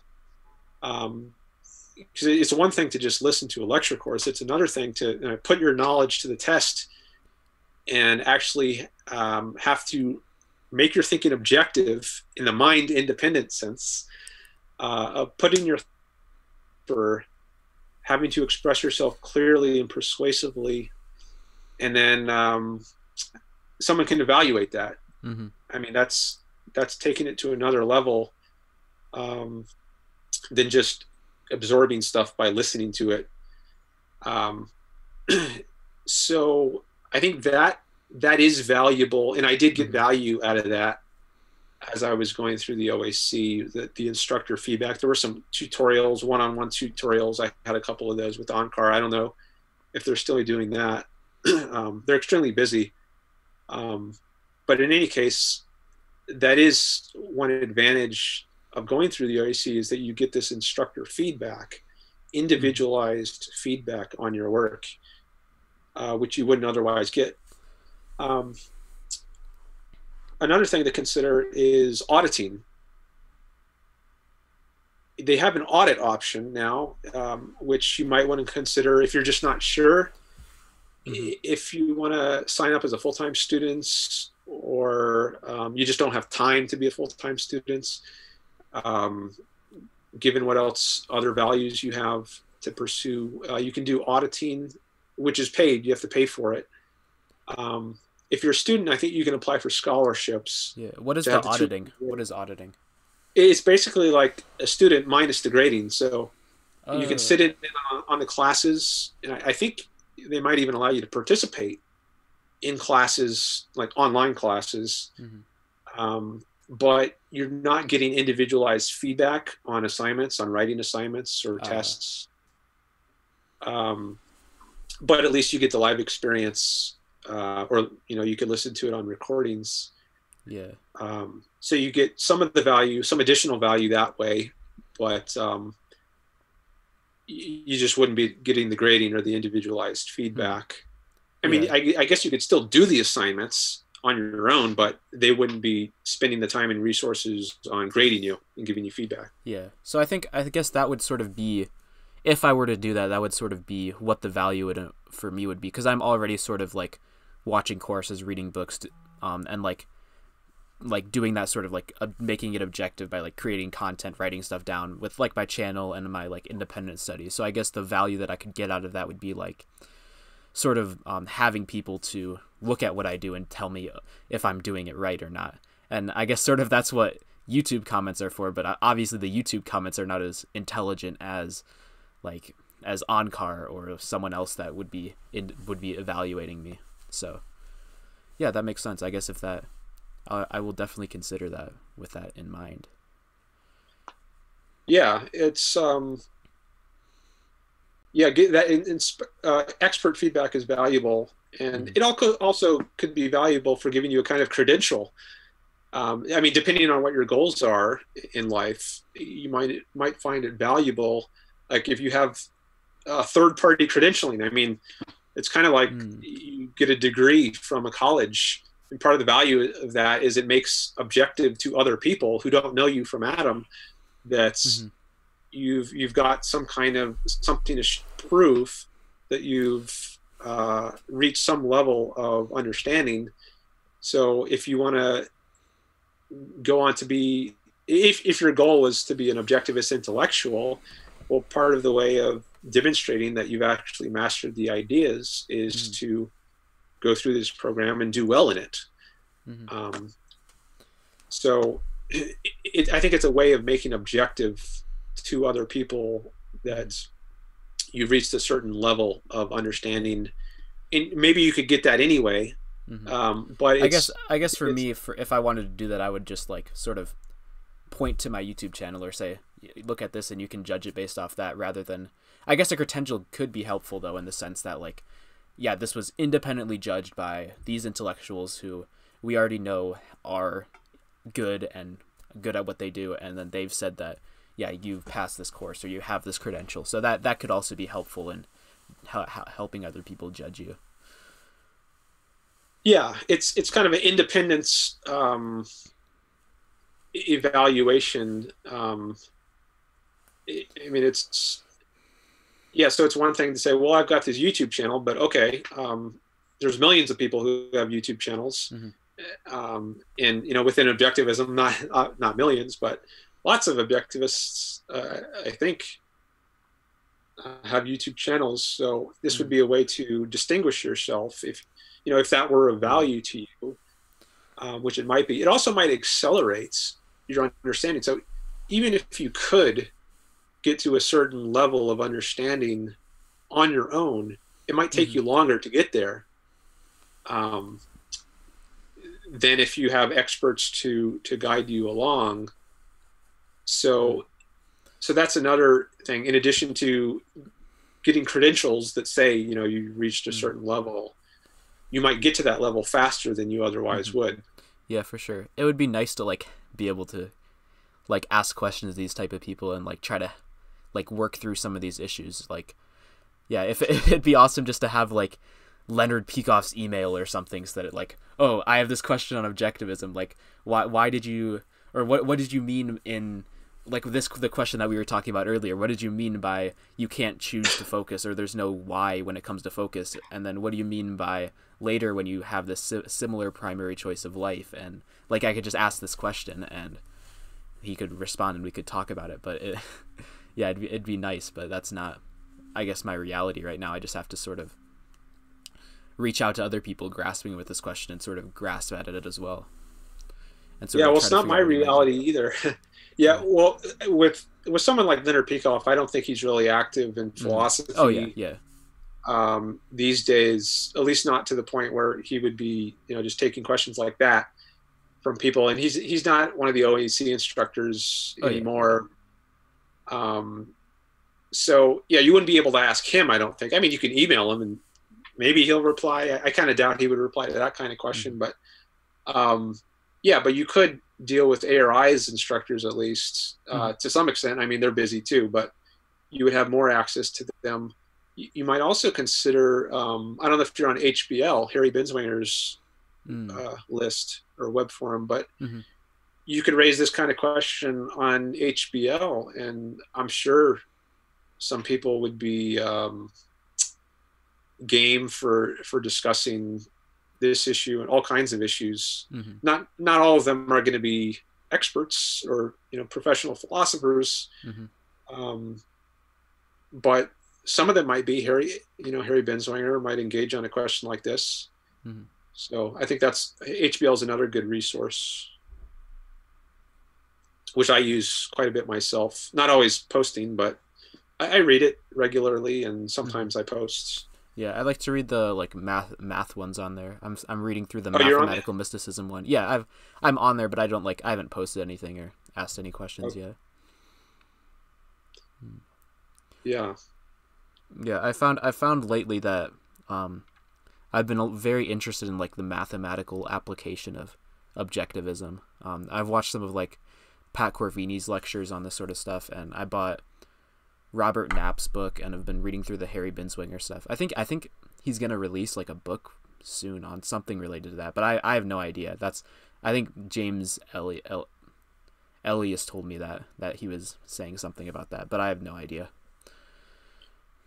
Yeah, he's I just remember that he said he's putting together a lot of his posts or articles from across the years, and Mm, he's assembling them into a book. And I don't know if he's gonna, like, to what extent he's gonna edit that or just pretty yeah. much leave it as the original posts, or maybe he'll just write like an introduction to it. I'm not sure, but Hmm. yeah, that is a project in the works for him. I don't know when it's supposed to come out. Yeah. I mean, yeah, that's exciting. More books are better. I have a lot of stuff to read. I'm almost done with ITOE though, which is nice. Mm. Yeah, that's a really important one. Are you reading when you say you're almost done, do you mean the 8 chapters, or you mean the appendix? The There's the long appendix, the appendix. appendix. I finished the 8 chapters a while Okay. ago. I'm like mostly almost done with the appendix. I try to read 10 pages a day, and I think I have like 3 days left of reading. So Okay. yeah, it's Yeah, exciting, good that's stuff. I took a seminar on that many years ago with Harry Binswanger. We went through the entire thing, including the appendix. I mean, not all of it in equal detail, but we got pretty in depth into it, and that was a valuable experience. Yeah, for sure. Trying to think if I have anything else I wanted to talk about, but yeah, do you have anything else you wanted to talk about? I think we've gotten like almost 2.5 hours, so. Let's see. No, I don't think on this call. I mean, there's other topics we could discuss another time, but we kind of had a theme here for this call on life and happiness. I think we covered a lot of good ground with that. So yeah, I'm happy to call it a call. All right, for sure. Let's call the call. All right. Yeah. All right. So I'll just do a closing thing, and yeah. All right. So thank you all for watching, and I hope to see you all in the next video. Peace.